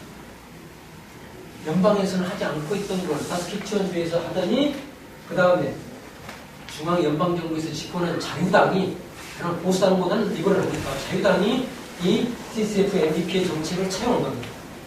그렇게 해서 사스키치원주에서 성공한 걸 보고 캐나다 연방 전체로 확산시켰습니다. 이게 굉장히 의도하지 않은 역할 분담이 이루어진 겁니다. 그러니까 CCF MDP는 주정부에서 집권을 하고 진보적 정책을 펼치고 리버럴한 자유당은 중앙정부에서 집권해서 NDP의 일부 정책을 차용해가지고 이렇게 확대시킨 이런 미묘한 그런 역할 분담이 이루어졌습니다. 그래서 1960 이제 한 1년부터 이렇게 전국정당화가 되는데요. 2010년 총선에서 이렇게 과감하게 전문층을 영입해가지고 심지어 19살, 20살, 21살짜리를 대거 영입해가지고 국회의원에 당선시키면서 일당으로 이제 구상하고 있습니다. 그래서 여론조사를 선거 직전에 여론조사를 해보니까 제2당인 자유당보다 지지율이 더 높게 나왔어요. 그래서 이게 혹시 이 NDP가 집권하는 게 아닌가라고 하는 섣부른 예상까지 하는 사람도 있었는데 집권은 못했고 제2야당이 되었습니다. 그 다음에 지금 이제 제가 요새 자주 다니면서 이제 현장 조사를 하고 있는 퀘벡 지역의 집권당 작년 9월에 총선거를 했는데 현재 집권당입니다. 퀘벡당이라고 파티 교육과라고 해가지고 퀘벡을 캐나다 연방으로 독립시켜야 된다라고 주장하는 민족주의 정당이고 그러나 현실적으로는 그게 쉽지 않기 때문에 사회경제적으로 사회민주주의 정책을 펴면서 지지를 얻고 있는 그런 정당입니다. 그래서 협동조합 및 이 정당은 협동조합 및 사회적 경제 육성을 아주 적극적으로 하고 있고 지금 소셜 이코노미 로라고 하는 세계적으로 유례 같은 이런 법을 지금 준비하고 있는 이런 상황이고요. 그래서 신자유주의 시대에 1980년대, 90년대에 집권하면서 이 퀘벡당도 어쩔 수 없이 신자유주의 안정을 받게 되는데 그러면 일정하게 후퇴하면서도 그러나 보편적인 의료나 교육, 보육제도를 어쨌든 유지를 해왔습니다. 예컨대 보육제도 같은 경우는 특히 여성들이 굉장히 관심이 많아져도 있고 진보정당이 굉장히 이제 정책에서 신경을 많이 써야 될 부분인데 이 퀘벡당이 처음에 집권했을 때 1970년대 집권했을 때 보육제도, 공공보육제도입니다. 그러니까 국가의 정부에서 운영하는 어린이집인데 어린이집을 유지하기 위해서는 많은 이제 시설비에서부터 인건비까지 많은 프로그램 운영 때문에 많은 비용이 드는데 그래서 완전 무료는 아니고 전일제 하루 종일 아이를 맡기는데 $5 그렇게 받았습니다. 5,000원. 일주일에 닷새를 맡기면은 20. 계산이 안 돼. 얼마지? 이렇게 했는데 자유당이 들어오면 자유당은 좀 더 신자유주의적인 우리나라 민주당 같은 그런 성향이고죠. 신자유주의 정당이라 좀 더 후퇴했습니다. 그렇지만 보편적인 보육제도를 무너뜨릴 수 없었습니다. 그래서 하루 일당 $5짜리를 $7로 원양합니다. 그러니까 물론 엄마들이 저항이 굉장히 셌습니다. 그럼에도 불구하고 그걸 밀어붙였죠. 이제 신자유주의 이데올로기를 수용한 정당이었습니다. 그러다가 작년 9월 총선했는데 이제 그때는 자유당이 집권당이고 퀘벡당이 야당이었습니다. 그때 맞붙었습니다. 이 중요한 선거 이슈 중에 하나가 이 보육제도였습니다. 왜냐하면 자유당이 앞으로 이 정부의 재정 압박 때문에 $7 해서 더 올릴 수밖에 없다라고 이렇게 공표를 했습니다. 그러니까 전국의 엄마들 들고 일어나고 학생들이 이제 비판하고 이제 그러면서 퀘벡당은 그걸 반대했습니다. 그 덕을 좀 봤죠. 그래서 아주 근소한 차이로 퀘벡당이 집권을 했는데 지금 소수당 정부이기 때문에 굉장히 불안한 상황이 있습니다. 어쨌든 $7로 막아내는 데는 성공했습니다. 그래도 지금 전일제로 아이를 하루 종일 맡기는데 7,000원이라고 하는 것은 지금 한국의 현실에서 보면 굉장히 싼 겁니다. 그래서 아주 퀘벡 엄마들이 지금 그나마 굉장히 지금 고마워하고 있는 이런 제도 인데요. 이거 이제 사회민주주의 정당이 집권하기 때문에 그나마 이것도 지켜낼 수 있는 그런 상황입니다. 한국사와 관련해서 제가 이제 몇 가지 생각하는 것을 말씀드리고 말씀하겠는데요.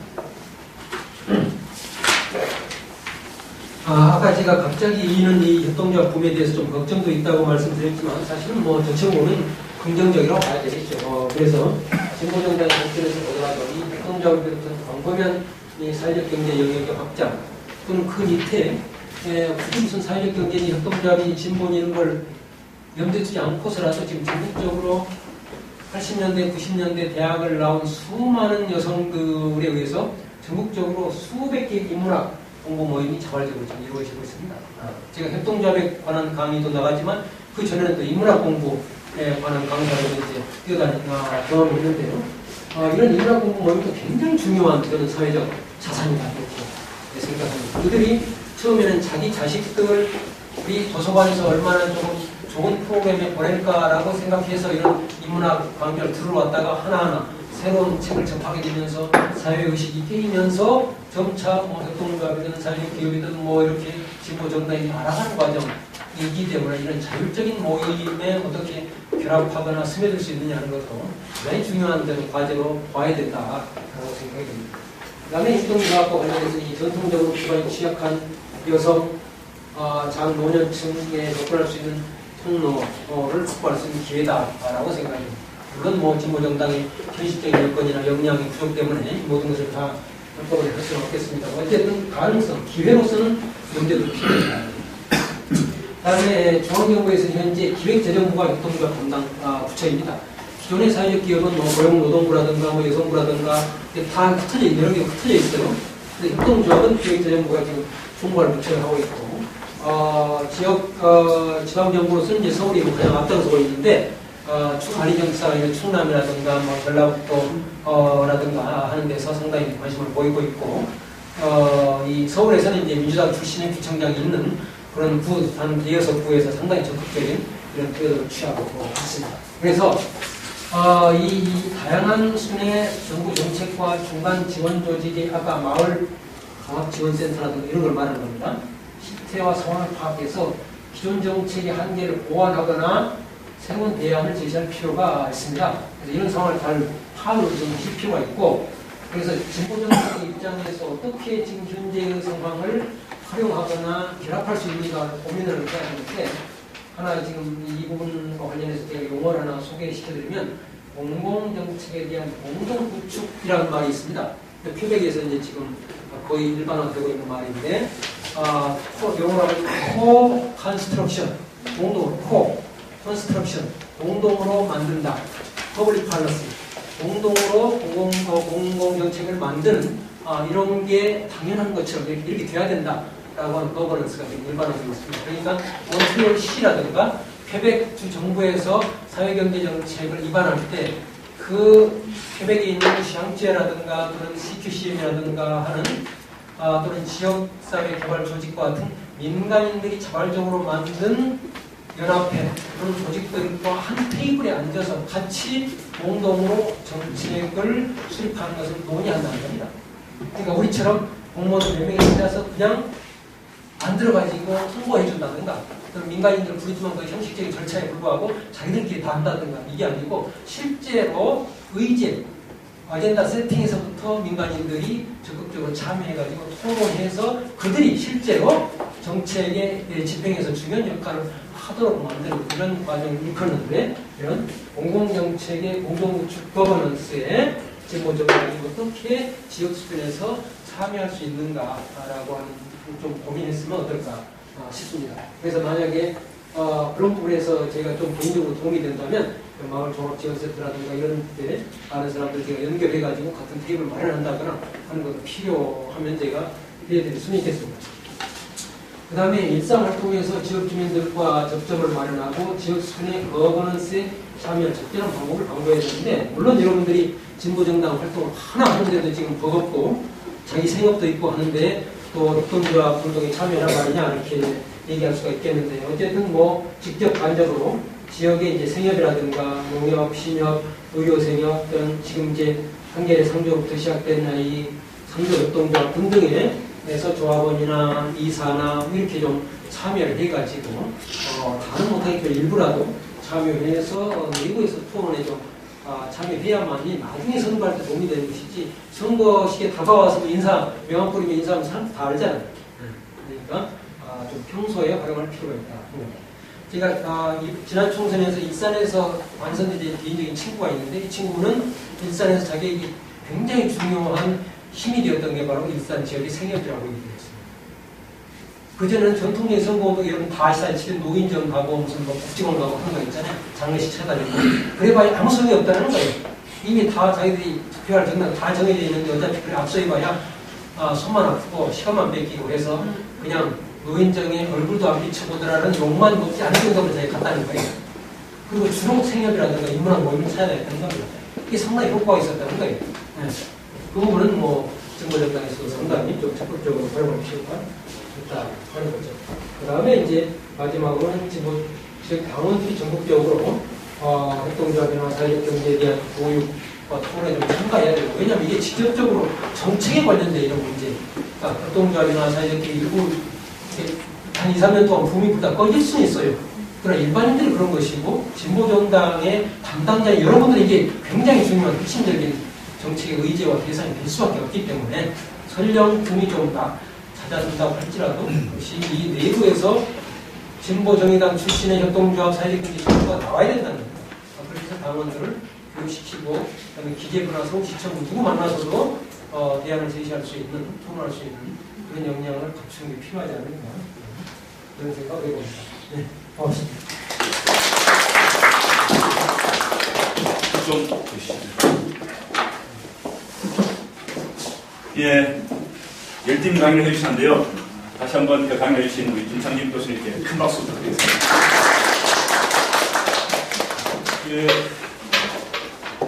잠시 그 한눈을 팔았습니다만 이 흐름을 따라가기가 상당히 쉽지 않을 정도로 다양한 분야에 대해서 이야기해 주셨어요. 협동조합의 정의에서부터 시작해서 한국 협동조합 운동의 역사, 그리고 뭐 그 국가복지에서 사회복지로 가야 된다는 것, 그리고 진보정당 해야 될 역할, 과제, 많은 분이 계셨는데,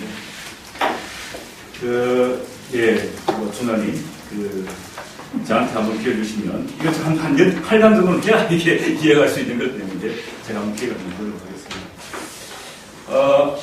되게 많은 그 질문들이 있을 것 같습니다. 그래서 질문들을 좀, 준비를 하시고 좀 질문을 좀 해주시고요. 질문을, 준비하실 동안 제 이야기 좀 잠시 할게요. 네, 제가 아마 진보정의당 내에서는 협동조합 기본법 발효 이후에 아마 최초의 협동조합 이사장이지 않을까. 모르겠습니다. 전국적으로 파악을 해봐야 되겠습니다만. 어떤 협동조합? 예, 마실지역사회연구소인데, 연구소를 협동조합을 만들었습니다. 연구소도 협동조합을 만들어서 이렇게 보여드리겠습니다. 그러니까 뭐 경기도에서 20호더라고요. 과천에서 1호인데, 기왕이니까 뭐 이거 생협, 의료생이든 이런 거 생협 말고 제가 이사적으로 있는 게 하나가 있고요. 말고 지금 협동조합을 만들고 있는 게 3가지가 있고, 도움을 주고 있는 것이 두 군데가 있습니다. 전부 다 과천 지역에서 그래서 그러니까 자활협동조합을 만들고 오늘 신고 들어갔습니다. 그리고 이 상인협동조합 그리고 동네 거의 전래놀이 유치원이라든지 학교에 중학교 전래놀이 놀이 지도사들 협동조합. 네. 그리고 지금 한길의 도래상도 그 지역에서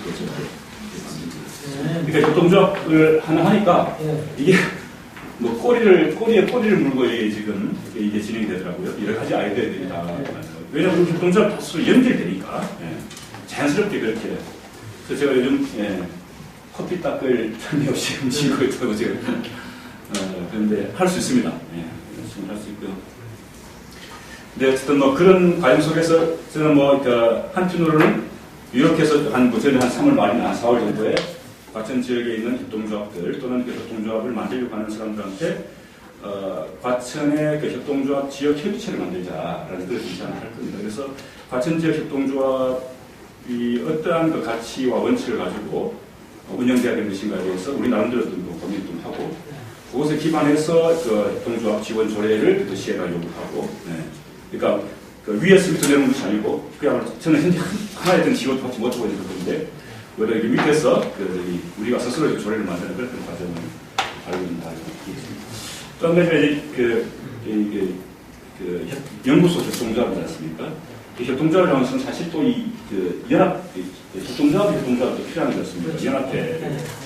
그래서 저는 각각의 든 지역에서 그러니까 그 협동조합형 연구소를 만들어라 이렇게 좀 몇몇 분들한테 질문을 좀 하고 있습니다. 그래서 그 연구소의 그 연합회가 만들어진 거 협동조합 연구소에 만들어지면 일종의 협동조합형 그 전국적 규모의 싱크탱크가 만들어지게 되는 거죠. 그래서 각각의 지역에 있는 그 연구자 활동가들이 그 지역에 묶이지만 이 네트워크를 통해서 이제 전국화되고 그렇게 되면 뭐 연구소 하나가 수익 구조를 갈 수 없지만 그렇게 그 전국적으로 그 네트워크가 되면 수익 구조도 충분히 가질 수 있는 그런 방안을 만들 수 있겠다 그런 말씀을 좀 많이 보고 있습니다.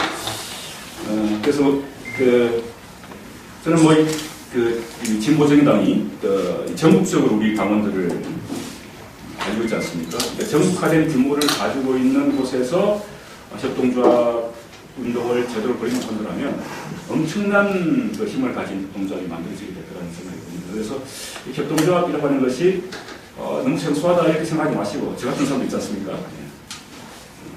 용기만 내면 누구나 할 수 있는 것이 협동조합이라는 생각이 들어서 우리 당원들께서 적극적인 관심을 가지고 함께 해주셨으면 좋겠다는 말씀드립니다. 예, 제 이야기는 그 정도 하고요. 그 많은 그 질문도 있을 것 같은데, 예, 질문 좀 주시죠. 운영으로 보면 사회적 경제, 소셜 이코노미라고 하는 게 협동조합까지 포함합니다. 협동조합이 1840년대 영국에서 태어났을 때 가난한 노동자들의 조직으로 태어났기 때문에 이 자체가 소셜한 거죠. 그러니까 개념적으로는 사회적 경제의 1세대 또는 전통적 사회적 경제를 얘기할 때는 협동조합을 얘기합니다. 그런데 지금 유행하고 있는, 지금 많이 거론되고 있는 소셜 이코노미는 새로운 뉴 소셜 이코노미라고 부릅니다. 그럴 때 협동조합을 잠시 옆에 있고, 그 다음에 이제 사회적 기업, 여러 가지 NPO 또는 지역사회 개발 기능운동 등등을 아울러서 뉴 소셜 이코노미라고 이렇게 부르고 있습니다. 그런데 학문적으로 보면 소셜 이코노미는 소셜 미션, 사회적 목적과 임무를 추구하는 경제사업체 또는 그런 사회 경제 활동체를 의미하기 때문에 당연히 협동조합이 포함되어야 됩니다. 그런데 현실적으로는 그럼 어떠냐? 현장에서는 미묘한 갈등이 있습니다. 협동조합은 역사가 이 뉴 소셜 이코노미는 대체로 1980년대 이후 세계적으로 전개되어 왔습니다. 우리나라에서는 대체로 1990년대 이후에 이제 많이 자활이라든가 여러 지역 공동체 운동이라든가 이렇게 되고 지금 말씀하신 대로 2000년대 중반 이후에 사회적 기업이 붐을 이뤘다가 지금 다시 협동조합 붐으로 넘어가는 뭐 이런 상황이 있습니다. 그래서 협동조합 역사가 길고 볼륨이 큽니다. 사업 규모가 현재는. 그러나 뉴 소셜 이코노미는 아직 대부분 이제 초창기입니다. 그리고 사회 규모가 작습니다. 그러나 밑으로부터의 자발적인 욕구를 수용한다는 문제의식이나 목적의식이 더 뚜렷합니다. 그래서 그 미묘한 갈등, 미묘한 긴장이 있습니다. 그래서 제가 오늘 서울시 갔을 때 잠깐 얘기를 했는데 그 부분, 그 갈등과 긴장이 밖으로 드러나서 싸움이 되지 않게 조정하는 게 매우 중요합니다. 앞으로. 협동조합에서 야, 뭐 너희들 뭐 하는 게 있어? 뭐 말만 많지? 라고 하거나 뭐 이쪽에서는 뭐 협동조합 너희들은 뭐 조합원들만 배불리 먹고 살자는 거 아니야? 라는 식으로 나와가지고 서로 갈등을 하면 대단히 소모적인 문제가 되기 쉽다. 그런 걱정을 가지고 있고 잘 조정할 필요가 있다고 생각합니다. 두 번째 문제에 대해서는 제가 보기에는 말씀드릴 수 없고 민주를 통해서 답변을 해야 될 그런 문제이고 참고로만 정보를 드리는 차원에서 말씀드리면 퀘벡에서 실제로 그 노동연대 기금을 만드는데 엄청난 내부의 논쟁과 갈등이 있었습니다. 신문가 어떻게 노동자가 어떻게 투자 자본가 된다는 말이야? 어떻게 한 몸에 두 개의 정체성을 가질 수 있겠느냐? 당연한 원론적인 철학적인 문제입니다. 그러니까 거기에 동의하지 못한 사람들은 아직도 거기 참가하지 않고 있습니다. 밖에서 그걸 지금 비판하고 있는 사람들인데 이제 하자는 사람들이 사실은 다수가 돼가지고 이제 그걸 지금 1983년부터 하는 퀘벡에 이제 크게 세 개의 노동단체가 있는데 FTQ라고 하는 게 지금 조합을 한 50만 정도 되고 가장 큰 노동단체입니다. 이게 1983년에 노동연대기금을 만들었는데 지금 이 자산이, 이 노동연대기금의 자산이 우리나라 돈으로 9조 원입니다. 처음에 그 설립자들은 우리 한번 해보자라고 할 때 처음에 프레젠테이션 하면서 청중들에게 100만 달러를 우리가 모아보겠다 했습니다. 100만 달러면 10억입니다. 사람들이 다 코웃음 쳤습니다. 무슨 수로 100만 달러 우리가 모으냐. 다 뭐 실업자 이것도 지금 기업들 도산하고 있고 뭐 누가 10억 내냐고 그랬는데 9조 원 됐습니다. 그 다음에 두 번째 노조가 CSN이라고 하는 근데 공공부문이 아주 강한 옛날 카톨릭 계열인데 좀 더 좌파적입니다. 여기에서도 1996년에 다시 또 노동연대기금을 만들었는데 지금 이 기금은 이제 지금 1조 원의 자산을 가지고 있는데 보다 분명하게 앞에 노동연대기금은 굳이 협동조합이니 사회적 기업이니 따지진 않습니다. 다만 노동 환경이 얼마나 건전한가, 투명하게 기업이 경영되고 있는가라고 하는 기준으로 이제 투자를 합니다. 그런데 두 번째는 보다 분명하게 협동조합이거나 사회적 기업이거나 또는 노동자의 경영 참여가 이루어지고 있거나 또는 환경 보호를 중시하거나 라고 하는 명확한 기준을 가지고 투자를 합니다. 약간 노선이 좀 다릅니다. 규모는 뭐 큰 차이가 있고요. 그런데 두 노조 다, 세 번째 노조는 교사 노조니까 몇개 노조고요.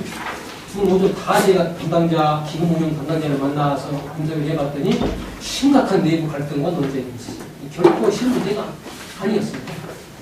근데 결국은 너무나 절박했기 때문에 당시 기획사회가 1980년대 초, 90년대 중반에 너무나 심각한 경기 불황이 나타났고 지역에 따라서 실업률이 60%에서 80%까지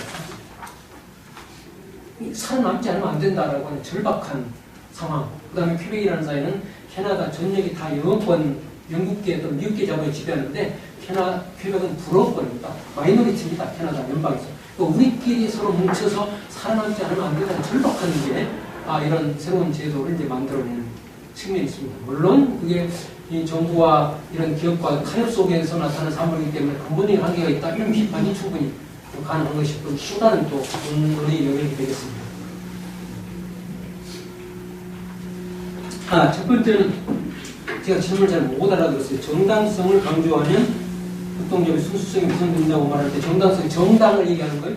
네, 정당. 레지티머시가 아니고. 네네. 당연하겠죠. 그 협동조합이나 사회기업 하는 사람들이 지금 정의당에서 왔다, 민주당에서 왔다, 어디 왔다고 하면 별로 좋아하는 사람 별로 없죠. 그러니까,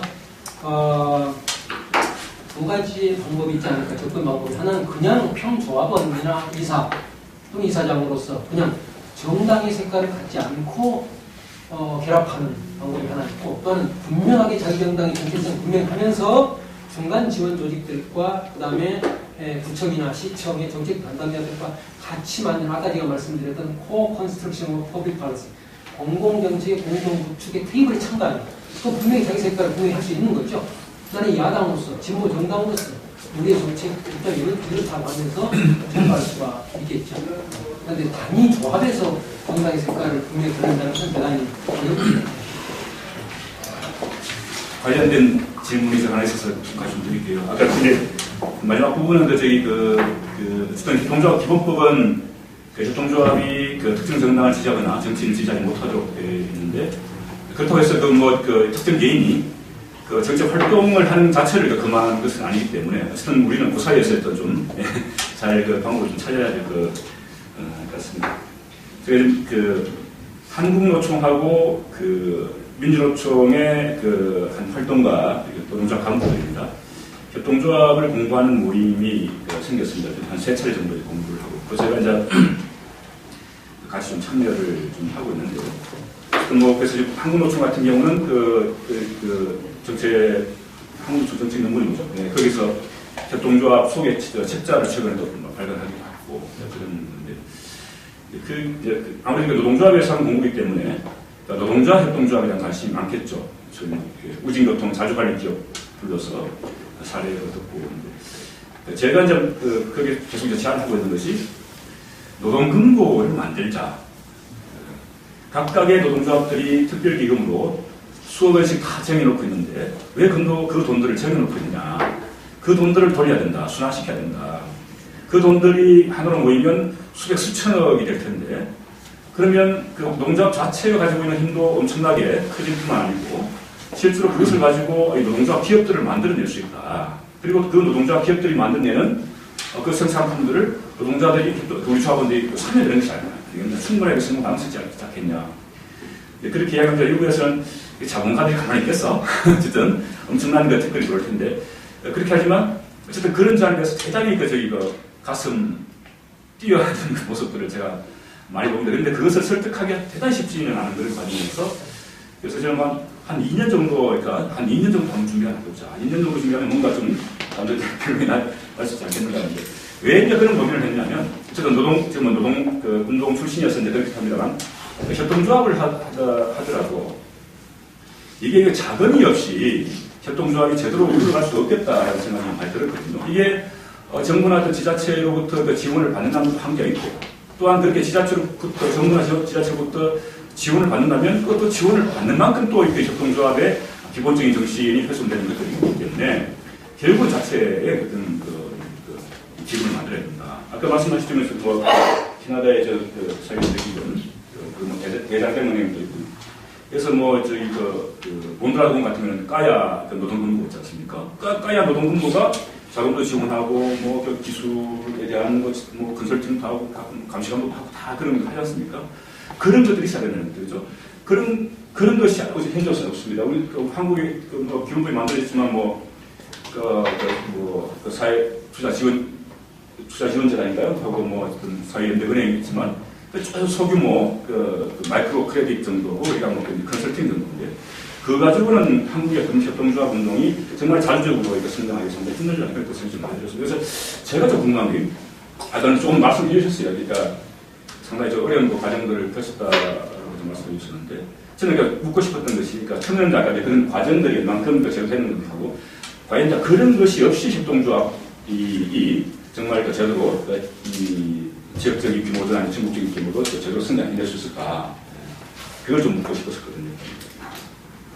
네, 지금 말씀하신 건 전적으로 120% 동감하고요. 그래서 저희가 농협이나 신협을 기억하는 것과 더불어서 이제 노동 연대 기금 또는 사회 연대 기금의 필요성을 이제 얘기를 한 건데요. 지금 말씀하신 그대로입니다. 다만 이제 추가할 수 있는 바는 뭐냐면 기존의 협동조합 부문에서 어떻게 기금을 창출할 수 있는가 하는 그런 것도 하나 이제 제기될 수가 있는데 사실 지난번에 통과돼서 현재 발효된 기본법이 가지고 있는 맹점 중에 하나가 금융 및 보험업 금지. 금융과 보험을 못하게 이렇게 되어 있습니다. 그런데 지금 말씀하신 대로 협동조합이 실제로 하다 보면 협동조합이 자본주의 시장 경제 안에서 가장 힘든 것 중에 하나가 자본조달 그 문제입니다. 왜냐하면 협동조합은 주식회사나 개인기업이 아니기 때문에 일반 금융기관 입장에서 볼 때는 이게 정체성이 불분명하고 리스크가 너무 크다고 누가 주인이냐라고 하는 거예요.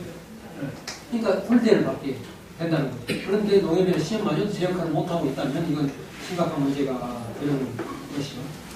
그렇게 할 때 이제 자체 내에서 이 금융업이나 보험업에 진출할 수 있어야 되는데 제가 몇 번 이제 퀘벡에 보험협동조합이 발전했다는 사례를 얘기하고 이렇게 기사도 쓰고 하는데 별로 한국의 따라간 기자들도 그렇고 활동가들도 그렇고 작년에 아이프 활동가들과 한겨레 기사인 오마이뉴스 기자랑 퀘벡을 갔는데 별 감흥이 없어요. 그냥 관심이 없다는 거죠. 그런데 보험협동조합이 대단히 중요하다 하는 걸 제가 자리 가면서 할 때마다 얘기합니다. 보험이야말로 협동조합의 정신과 가치에 가장 부합하는 것이고 왜냐하면 보험은 특별한 위기 상황, 사고라든가 질병에 대응하기 위해서 조합원들의 상부상조를 위한 그런 정신으로 만들어진 이게 보험인 것이. 우리가 지금 이순재 씨 선전에 의해서 너무나 이렇게 모든 사람들 다 모여서 묻지도 않습니다. 하면서 다 순진한 노인들 꼬여가지고 그렇게 이제 하다 보니까 보험하면 그냥 지겨운 거 이런 것도 지극히 자본주의적인 거 이렇게 인식이 되어 있지만 사실은 그렇지 않다. 보험이야말로 가장 상부상조의 정신에 기반해서 만들어진 제도다 이렇게 얘기할 수 있습니다. 그리고 또 하나는 보험이야말로 금융기관의 역할을 합니다. 대한민국에서 삼성생명이 얼마나 큰 금융기관인가 보세요.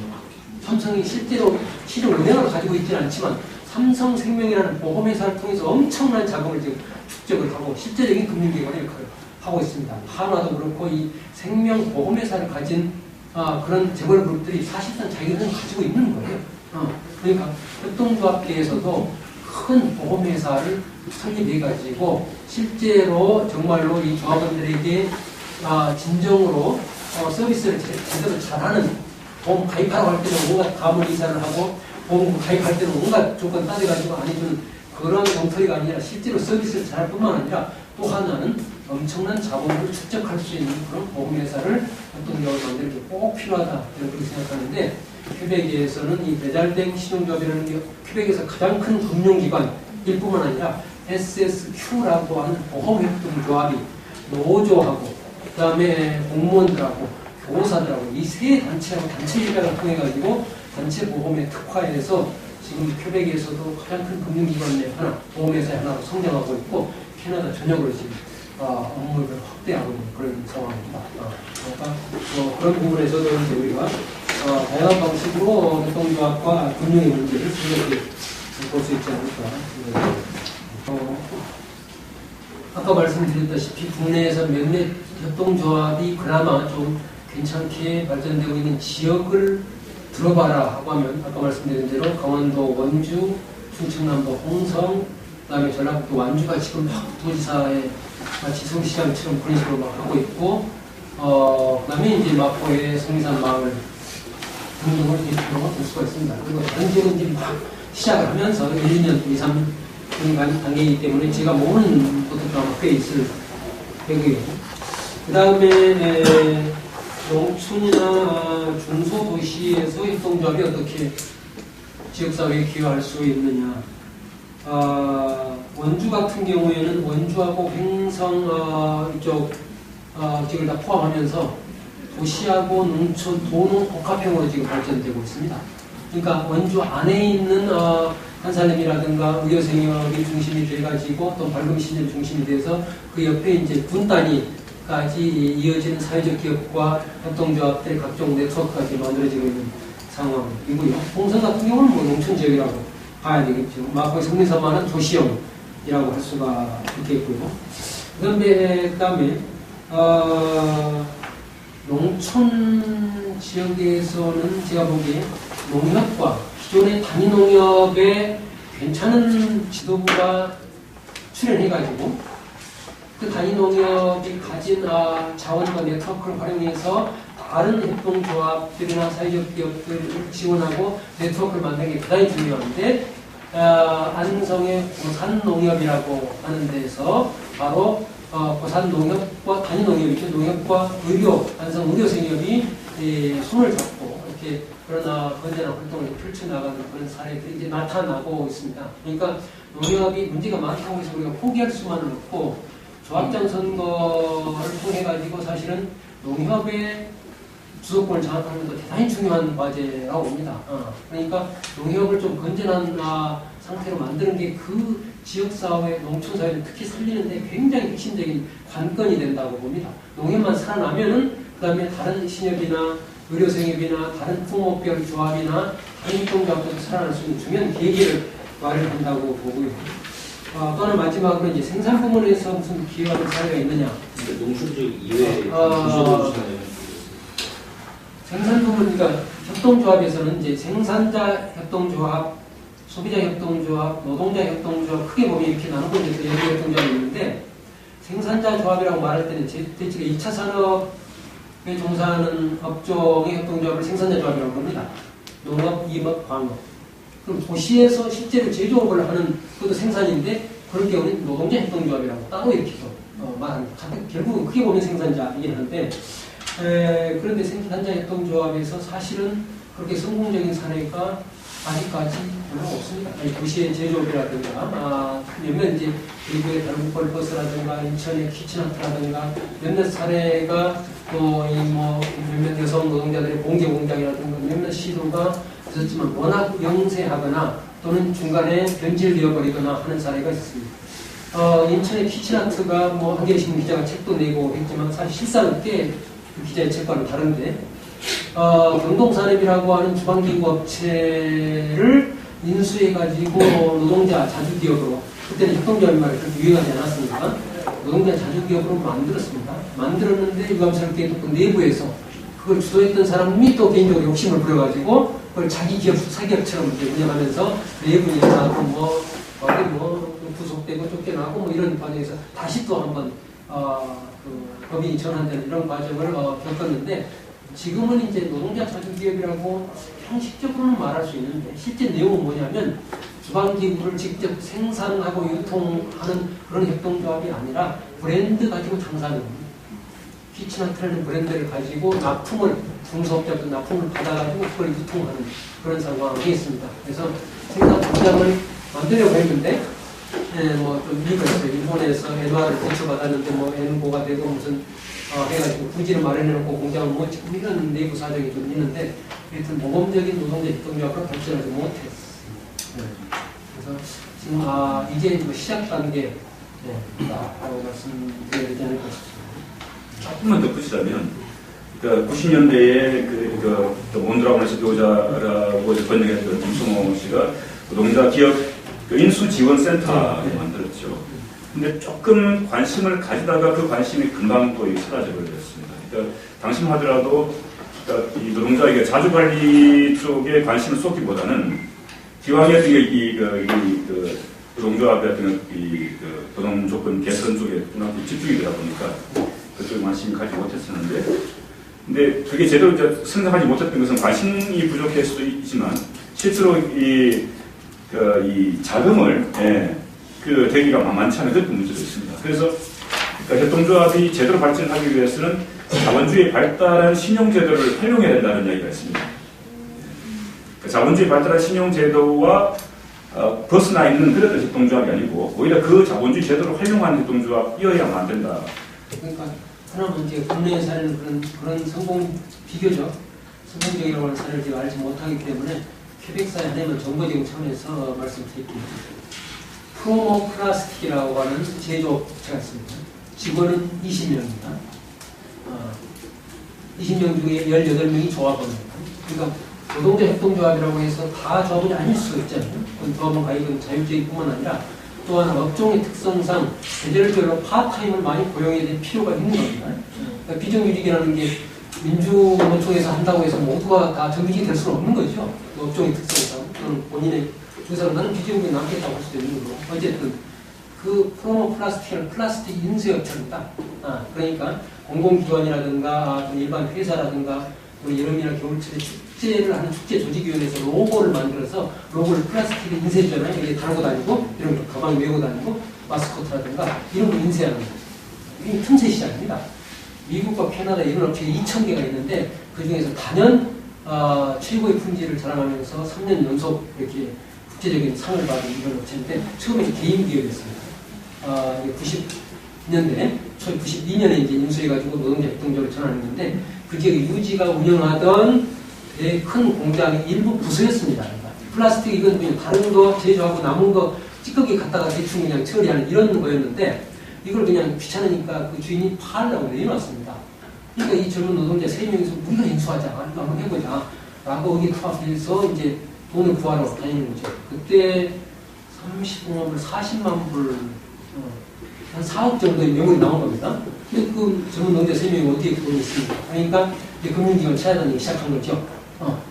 뭐 누가 빌려주니까, 안 빌려줍니다. 그때 그들을 돕겠다고 나선 사람이 있습니다. 이제 이게 중요한 그 협동조합과 사회적경제 생태계가 중요한데 제가 아까 말씀드린 CBR이라고 지역개발협동조합이 있습니다. 퀘벡에는 17개 행정구역이 있는데 11개의 전국 단위별로 지역개발 CBR이라는 게 만들어졌어요. 그래서 그 지역에서 협동조합 수요가 어디에 있는가, 만들려고 하는 사람이 있는가, 그걸 찾아내가지고 지원해 줍니다. 지원하는 게 법적인 지원, 기술적인 지원, 재정적인 지원까지 지원을 해줄 다 연결해, 자기들이 다 할 수 없으면 연결해 주는 거예요. 그래서 이 CBR 관계자가 와가지고 너희들 개인 기업으로 하려면 힘들다. 협동조합, 노동자 협동조합을 해봐라. 조언해 주는 거예요. 이 사람들은 노동자 협동조합을 들어본 적이 없어요. 그러니까 4개월 동안 이 CBR 사람들하고 같이 노동자 협동조합 공부를 했습니다. 그리고 이제 결국 그 금융 지원을 받은 게 그 지역 신용조합에서 10만 불을 받아낸 거예요. 그 다음에 이 CBR에서 노력해가지고 또 정부 지원도 받아내고 이렇게 해서 이제 92년에 시작을 해가지고 지금 한 20년 됐습니까? 됐는데 한 해 매출이 이제 20억까지 이제 올라가는 겁니다. 그렇게 해서 퀘벡에서도 가장 성공적인 노동자 협동조합 중에 이제 하나로 뽑히면서 여기저기 이제 뭐 이렇게 알려지고 그렇게 됐습니다. 그러면서 뭐 인터뷰를 보니까 굉장히 자부심이 강해요. 이런 노동자 협동조합을 성공했다는 자부심이 아주 강한 것 같습니다. 이 법원은 외국 공시적 운영이라든가 직원들의 복지라든가 직원들에게 2년 동안 5주 동안의 휴가를 줍니다.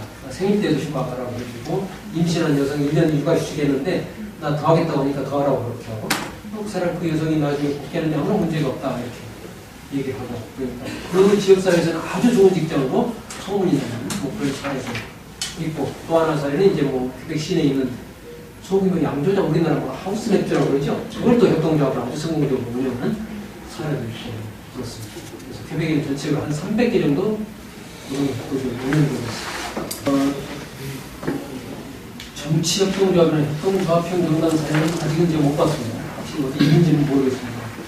정당의 근본적인 구성 원리와 필요가 협동조합의 발생 이유와 도수가 다르기 때문에 이 원리가 다르기 때문에 그 두 개의 성능 실험에 대단히 흥미 있을 것 같긴 한데 아직은 나타나지 않은 것 같습니다. 다만 정당과 협동조합의 관계는 또 제가 이제 계속 관심을 갖는 흥미의 주제인데 아까 캐나다의 진보정당 NDP 전신인 CCF라는 말이 Cooperative Commonwealth Federation의 약자입니다. 그러니까 그 협동조합적 이상을 실현하자, 협동조합 공화국을 실현하자 이런 거예요. 그러니까. 그런 이상을 가지고 만들어진 정당이고 정당이라고 하는 것은 유권자들의 투표를 통해서 권력을 장악해서 그 정책을 실현하는 것이기 때문에 협동조합이라는 정해진 조합원들의 수요를 반영해서 그 경제사업을 하는 것과는 다른 근본적으로 철학과 원리가 다른 것이죠. 그래서 이는 협동조합과 정당은 어떻게 정당이 협동조합에 관한 정책을 어떻게 펼 것인가 또는 정당이 집권했을 때 협동조합적인 그런 사회경제 모델을 어떤 식으로 실현하는데 지원을 해줄 것인가 라고 하는 그런 관점이 하나 있을 수 있고요. 또 하나는 이념적으로 보면 제가 이 책에서 중요한 그 논점 중에 하나입니다만 이제 러시아 혁명 이후에 레닌이 고민했던 바가 바로 그겁니다. 혁명은 어떤 우여곡절 끝에 혁명이 성공했어요.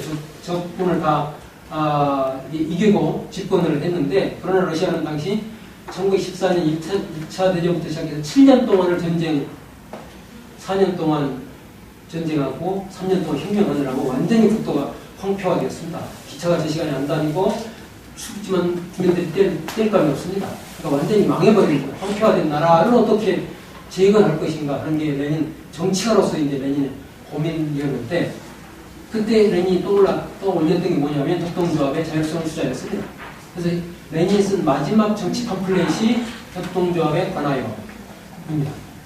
처음에 10월 혁명이 됐을 때 협동조합 활동가들이 레닌이 찾아가서 제발 협동조합을 구경만 시키지 말아달라고 읍소를 했습니다.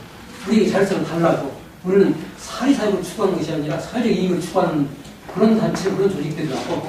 그런데 기존에 당시 19세기 말 20세기 초에 사회주의의 관념으로 볼 때는 당연히 이건 국가가 소유해서 국가가 운영하는 것이 협동조합이 민간이 뭐 이렇게 하도록 내버려두면 이게 또 부르주아적인 요소가 발전하기 문제가 된다고 보았던 겁니다. 그래서 다 국영화 해버렸어요. 그리고 뭐 심지어 협동조합 활동가들은 잡혀 들어가서 징역을 살고 뭐 이랬는데 말년에 레닌이 그들을 다 풀어주고 다 돌려줬습니다. 자율성을. 그랬더니 오늘 협동조합 때문만은 아니지만 협동조합이 중요한 역할을 해서 5년 만에 소련 경제가 전의 경제 상황으로 복구되는 놀라운 상황을 보여준 바가 있습니다. 그래서 이제 너무 또 레닌이 이제 뭐 운동가들과 혁명가들이 이제 고질병이기도 하지만 어떤 하나의 현상을 보면서 그걸 너무 극대화하고 과대 해석하는 그런 게 있는데 레닌이 이제 교수 중에 이 모든 사회를 다 협동조합식으로 구성하자 이런 또 논리가 있습니다. 제 책에서 그걸 비판했는데 그런 식으로 하면 안 된다. 사회에는 모든 사회 이 얼마나 많은 다양한 사람들이 다양한 욕구와 이해관계를 가지고 있는데 하나의 조직 형태로 사회를 이루어나는 것은 대단히 문제가 있다. 그것이 아무리 바람직한 조직 형태와 아무리 좋은 의도를 가지고 있더라도 절대로 사회적 기업으로 전체 경제를 조직하거나 협동조합 조직해서는 안 된다고 합니다. 사기업도 있어야 되고 협동조합, 사회적 기업, 뭐 개인 회사 다 여러 가지가 있어야 그것에서 어울리면서 나름대로 경쟁을 하고 보완 관계를 이루어야 되고, 다만 사리사욕을 추구하는 주식회사나 개인기업이 절대 영향력을 발휘할 수 없도록 하는 장치나 규제나 이데올로기나 이런 게 있어야 되지, 그냥 사기업은 다 없애버리고 다 협동조합을 하자, 사회적 기업을 하자. 저는 결코 그 경제가 제대로 작동할 수 없다. 훨씬 더 많은 부작용이 탄생한다라고 하는 걸 보여주고, 스탈린의 사례가 그걸 보여줘야 되겠다. 스탈린이 농업 집단화라고 해가지고 기존에 있던 자유계획 협동조합들 다 엎어버리고 국가에서 집단농장을 만들어버렸습니다. 그 엄청난 세계에서 가장 큰 영토를 가진 소련이 계속 농업 문제, 식량 문제 시도를 왔어요. 그래서 적대국인 미국이나 호주에서 계속 밀을 수입했습니다. 농업 정책이 실패하는 겁니다. 이런 점에서 우리가 좀 교훈을 얻을 바가 있다. 이런 생각입니다. 오늘 저도 숙제를 한번 남겨하죠. 이 노동자 협동조합 자체만 봐도 그렇고 개별 협동조합에도 사실은 확대 해석하면 다 적용된 질문입니다. 아주 원론적인 질문, 이거 철학적인 질문이기도 한데, 그 질문이 대단히 필요하고 중요하다고 생각이 되는데, 그러나 그 질문을 너무 근본주의적으로 제기하는 것은 조금 곤란하다 하는 생각이 듭니다. 그러니까 어떤 조직도 어떤 활동도 개별적으로는 또는 소수로서는 사회 전체를 바꿀 수가 없지요. 결국은 여기저기 점이나 선이 연결되고 네트워크가 되면서 그것이 기존의 사회적 체제에 파장을 가져오고 균열을 내고 대중의 인식이 변화를 가져오고 하는 것이다. 그러니까 지금 성공적인 20명이 됐건 200명이 됐건 노동자 협동조합의 모델 1개, 10개, 20개 가지고 세상을 바꿨다고 바꿀 수 있다고 자신할 수 없습니다.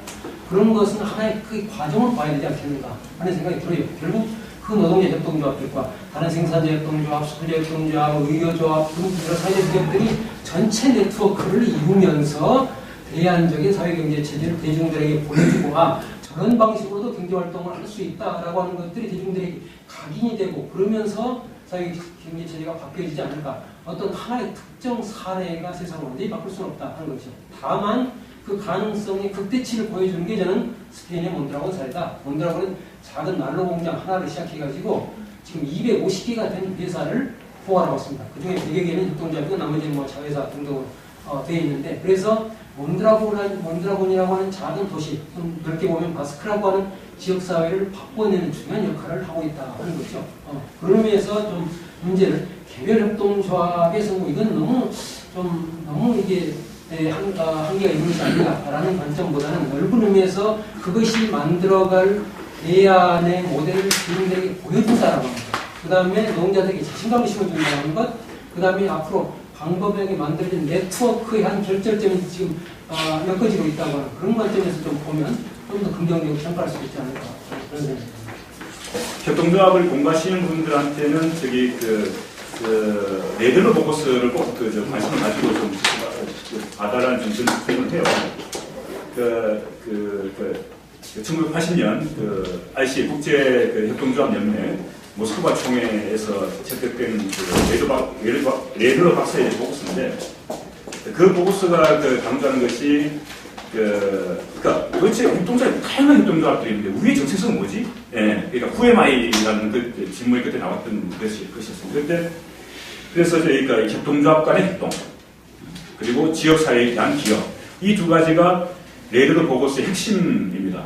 그래서 이후에 그 협동조합이 정말 운동이다라고 할 정도로 우리가 그러니까 가치 있는 운동이라고 할 정도로 볼 수 있게 됐다라는 것도 생각도 좀 듭니다. 저는 그런 생각을 해요. 저희가 진보적이라고 하고 있지 않습니까? 그러니까 정말 이 다양한 형태를 존중하면서도 공정한 기회, 평등, 그리고 연대의 정신이 살아 움직인 것이 협동조합이라고 한다면 그게 바로 진보정의당이 추구하고 있는 가치와 꼭 맞아떨어집니다. 그리고 이 협동조합이라고 하는 이 결사체, 어소시에이션, 이 다양한 어소시에이션이 민주주의의 기반이 있지 않습니까? 그래서 이것이 우리 정당이 가지고 있는 가치와 여러 가지 어떤 모습들과 일치하는 측면이 상당히 많다 그런 생각이 들고, 저는 협동조합 평정당에 대해서 잘 모르겠습니다만 적어도 우리 정당이 협동조합의 정신으로 이 당을 운영할 수 있겠다는 생각이 들어서 좀 만족하시면 좀 가실 수 주실 것을 부탁드리고, 이후에 좀 여러 가지 다른 자리를 좀 만들어서요. 우리 당원들이 협동조합의 단지 공부가 아니고, 정말 그 실천과 활동과 지역에서 역할을 했으면 하는 바람입니다. 그래서 예, 장시간 이 자리에 함께 해주셔서 고맙다는 말씀을 드리고요. 다시 한번 우리 김창진 교수님께 감사의 박수 부탁드립니다.